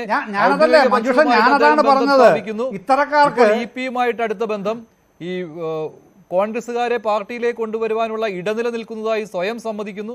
ഇതൊക്കെ നടക്കുന്നത് പൊതുസമൂഹം കാണുന്നതല്ലേ ശ്രീ ജയചന്ദ്രൻ? അല്ല, അതൊന്നും അല്ല. ഇങ്ങനെയൊന്നും അല്ലല്ലോ. ഇപ്പൊ ഉയർന്നിരിക്കുന്ന ഇഷ്യൂവിന്റെ ബേസ് എന്ന് പറയുന്നത്, ഞാൻ മനസ്സിലാക്കുന്നത്, ഇത് ഒരാവശ്യവുമില്ലാതെ ആന്റണിയെ പോലെ ഇത്രയും ഇപ്പോഴും ഒരു വർക്ക്ഫുൾ ആയിട്ടുള്ള ഒരു നേതാവിനെ ഒരാവശ്യമില്ലാതെ അദ്ദേഹത്തിന്റെ മകൻ കടന്നാക്രമിക്കുന്നു. ഒരാവശ്യമില്ലാതെയാണല്ലോ.